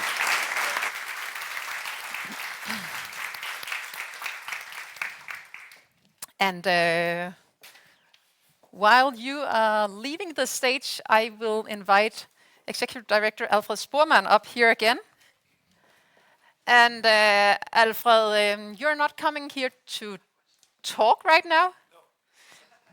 A microphone would be useful, though. Instead, you have another mission of being here right now for the concluding remarks. Ida and I, we thought, how can we wrap this up and really sort of bring this really intense and fruitful discussion back to the audience for whom we all made this, right? So this first Carbon Forum was for you. I mean, it brought good people together, but in the end, it was here, the intent was to inspire you with thoughts that you haven't heard, meet colleagues that you haven't heard, and also provide some perspectives on that. So we thought it might be a good idea just to, collect some simple ideas of what is it that you really heard here, what was interesting to you, what was inspiring for you, what you haven't heard or thought of. Probably another round of thinking was, well, what needs to be changing in terms of our culture, how we work together. So we're in the science trench, there's the trench of the industry, and there's the trench of the politicians, the regulators, and investment. These are all trenches. We are up for speed and scale. How much can we afford to keep on doing that, or what would be other models? So there's no clear answer, but I really want to hear, especially from the quiet ones that observed this entire day, what have you learned and what piqued your interest? So, please. And you don't have to wait for the microphone, because Alfred and I, we said that we will just repeat what you've been saying. So shoot. Whenever. I come from a technology transfer point of view, so this is the intermediary trying to, hopefully in a positive sense, build the bridges between the trenches so that people can get out of it. And I think what we probably need to do here is to band together, get out of our trenches, and really have open and honest discussions with each other. We need to fence them in with confidentiality where it's needed, but I think we really need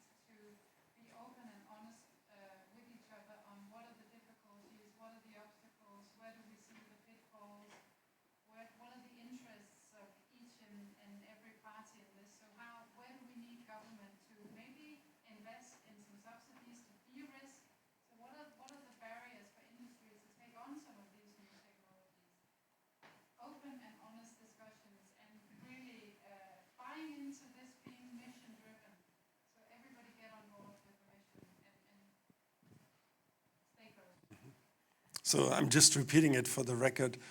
Open and honest discussion from different stakeholders that actually have not been working together, and include policymakers, scientists, and companies to openly talk what the really important issues are, and then jointly in a trustful environment come to paths forward that can be done rapidly. Yeah, thank you. There must be other thoughts. Yeah, over here, please. Eskil. Yeah, my name is Eskil Holm Nielsen. I'm the dean at the technical sciences at Aarhus University, one of the home for the CORC Center. So Alfie actually asked me to say what is your impression. So first of all, I'd like to say that I think the forum, it worked very well. I think it is very seldom that we have a dialogue across academia, industry, government bodies and NGOs where we don't have the parade up as much. So I really appreciate that and thank you for that. Then I also said that I think Martin Victoria also gave us food for thought in the scaling issue. So I actually don't think we can make it, but let's try it. And another positive, not to be negative, but to be positive, I actually think the biomethane potentials are there. But we need to do much more focusing on doing the right things, not to do things right. Because we now need to go into action. And there I really think that we also need to take the lessons from the wind turbines. It took them 30 years to scale up, and we have less than 10 years to scale up this. So there are need for doing mistakes, and there is a need to really scale up things. So thank you. Thanks, Eskil. Just to add to that, coming from the science field where 90% of our work is failure, right? And that's how we learn things. Not like politicians. We get money for that. If you then move to the other areas like industry or policy where failure is devastating, it's not part of the process, but it's a bad thing to fail. I personally feel that really inhibits the field, because you only learn by making mistakes, and you will inherently do mistakes, and you don't know what the winning technologies are, and there will be attempts that will not work out, and that's okay. Considering the $1 trillion scale that we are working on, it doesn't cost anything. But to start doing things what we believe is the right way now, but also keeping the complexity and speed in mind is important. So I want to make an argument for failing is good. Okay. Here and afterwards, Jarl. My name's William. I'm from Novo Holdings, and I'm actually based in Singapore, and I head up the bioindustrials investments for Novo Holdings. I think the issues discussed today is not unique to Denmark. It is actually a global problem. And the solution to this really, besides having the technology in place, is also the financing. And I think the concept of blended finance is really important. And I was just in Bali for G20, and I think blended finance was really one of the things that G20 was, and B20, the business side event, was trying to advocate, right? That in blended finance, the importance of having tripartite money coming in to solve this problem is really the key. So the tripartite refers to the 3 Ps, yeah? The first P is public, so it's government money. Second P is philanthropic, so the foundation money. And the third P is private holdings money, right? So in Denmark, I think Novo is great in helping that together with the Danish government, with Novo Holdings and Novo Nordisk Foundation. And I think in Asia, there will be opportunities for us to think about the blended finance in a similar way. Right? Thank you. I'm taking this one because now it begins, friends. Now I see the hands. Thank you, Ida. I'm Jart Krausen, also coming from Concito. And first of all, I want to congratulate Alfred and the team for really, I think, launching a perfectly timed conference series. I think it can make a huge difference because one of the challenges I think we have is really how to bring, basic research into the political space and understanding what the opportunities really are.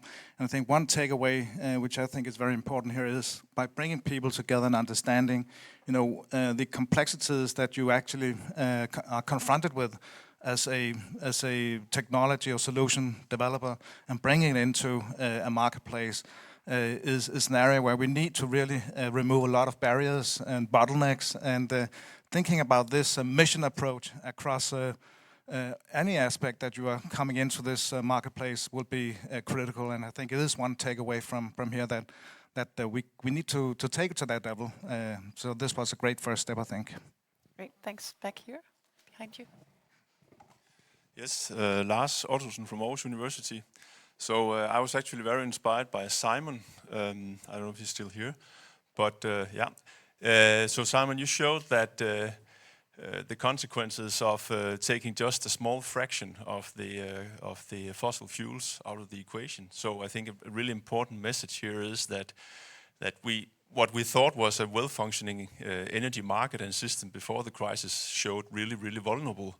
And according to Martha, as we are taking out, I mean, when we are phasing out fossils, if we don't prepare the energy system to handle that, then we are going to see one crisis after the other if we are going to comply with the goals we have.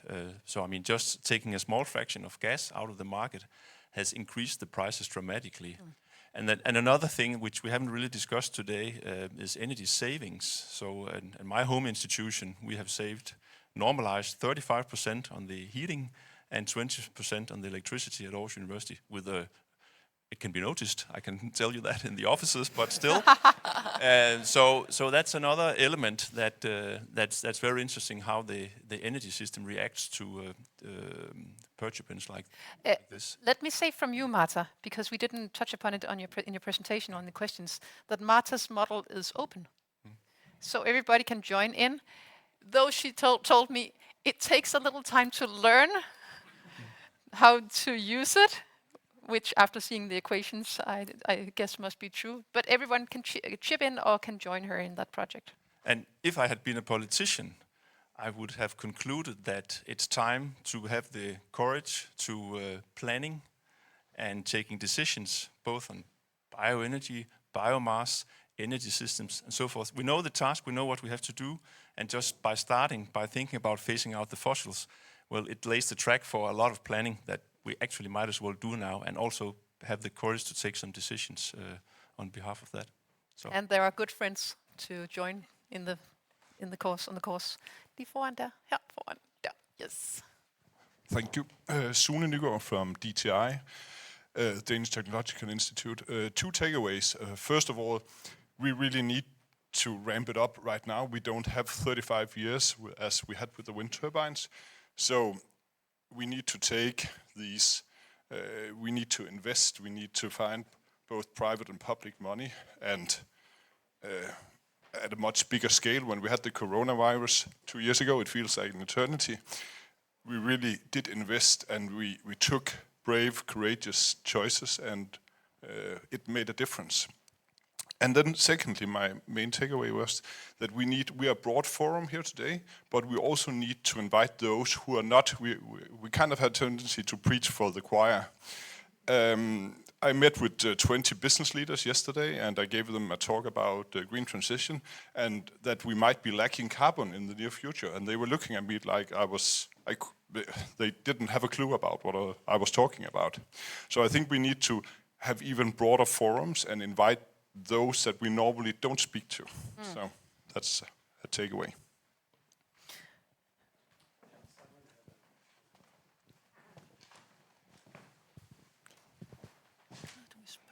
I just thought maybe it'd be interesting for you to hear a real feedback of outsider's perspective. Not really knowing the stakeholders, the landscape in Denmark, and listening to the discussion today.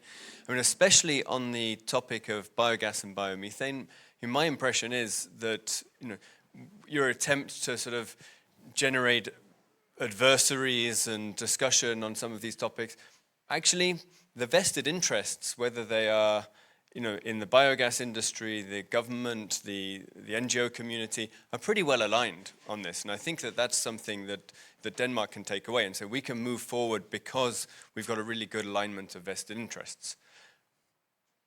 I don't know how that changes when you get a big oil and gas company coming in whose vested interest is not in the decline of the gas industry, higher gas prices, etc. But that'll be something interesting to watch. The other thing that I just wanted to pick up on that was just mentioned is, the energy industry is very finely balanced. There are fine margins, and small disruptions can actually lead to huge consequences.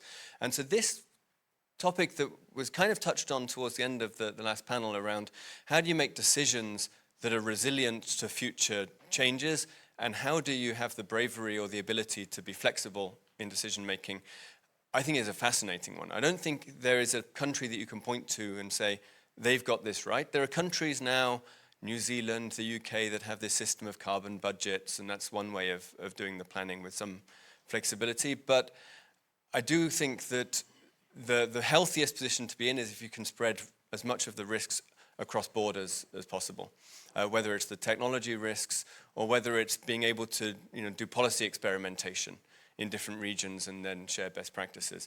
But that is something that I would certainly keep an eye on, because we are going to see more upheavals in the years to come. And that concludes this little session. Alfred, do you have a closing remark? Otherwise, we are about to close our forum now. Yeah, so I think this was I feel this is just the beginning, right? And I hope you can continue this with some refreshments downstairs, especially talk to those that you haven't talked before from other fields. Listen what they want to say, what they have to say.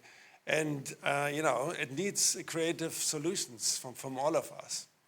So first of all, I want to thank Ida for this terrific job in managing this entire day to ask pointing questions and probing questions and really keeping us focused. So I think this was phenomenal. So thank you so much.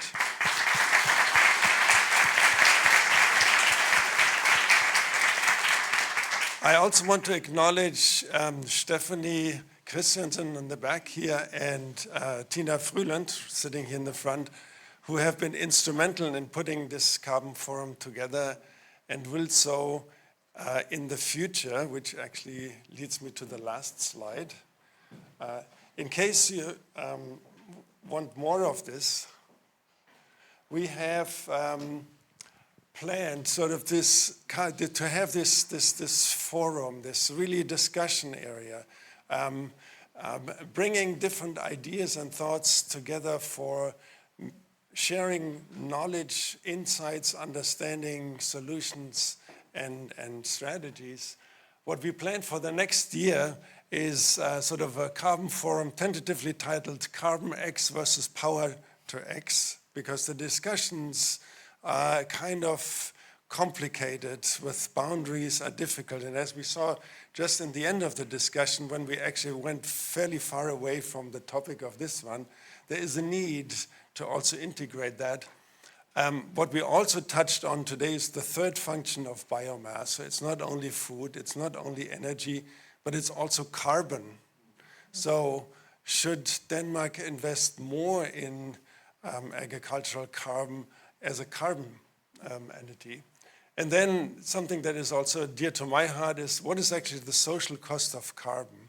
We are measuring this in economic terms, but if we are considering that there will be hundreds of millions climate refugees by the mid of this century, that's predictable. We know that. How do we deal with that? How does this disrupt sort of the political, the social ecosystem, and so on and so forth? And in the end, how expensive is it actually not to do something now? So these are other topics that we are working with. Again, thank you so much for coming. That was a terrific audience. And please go down and talk to your neighbors and others and people that you haven't talked about. So thanks for coming.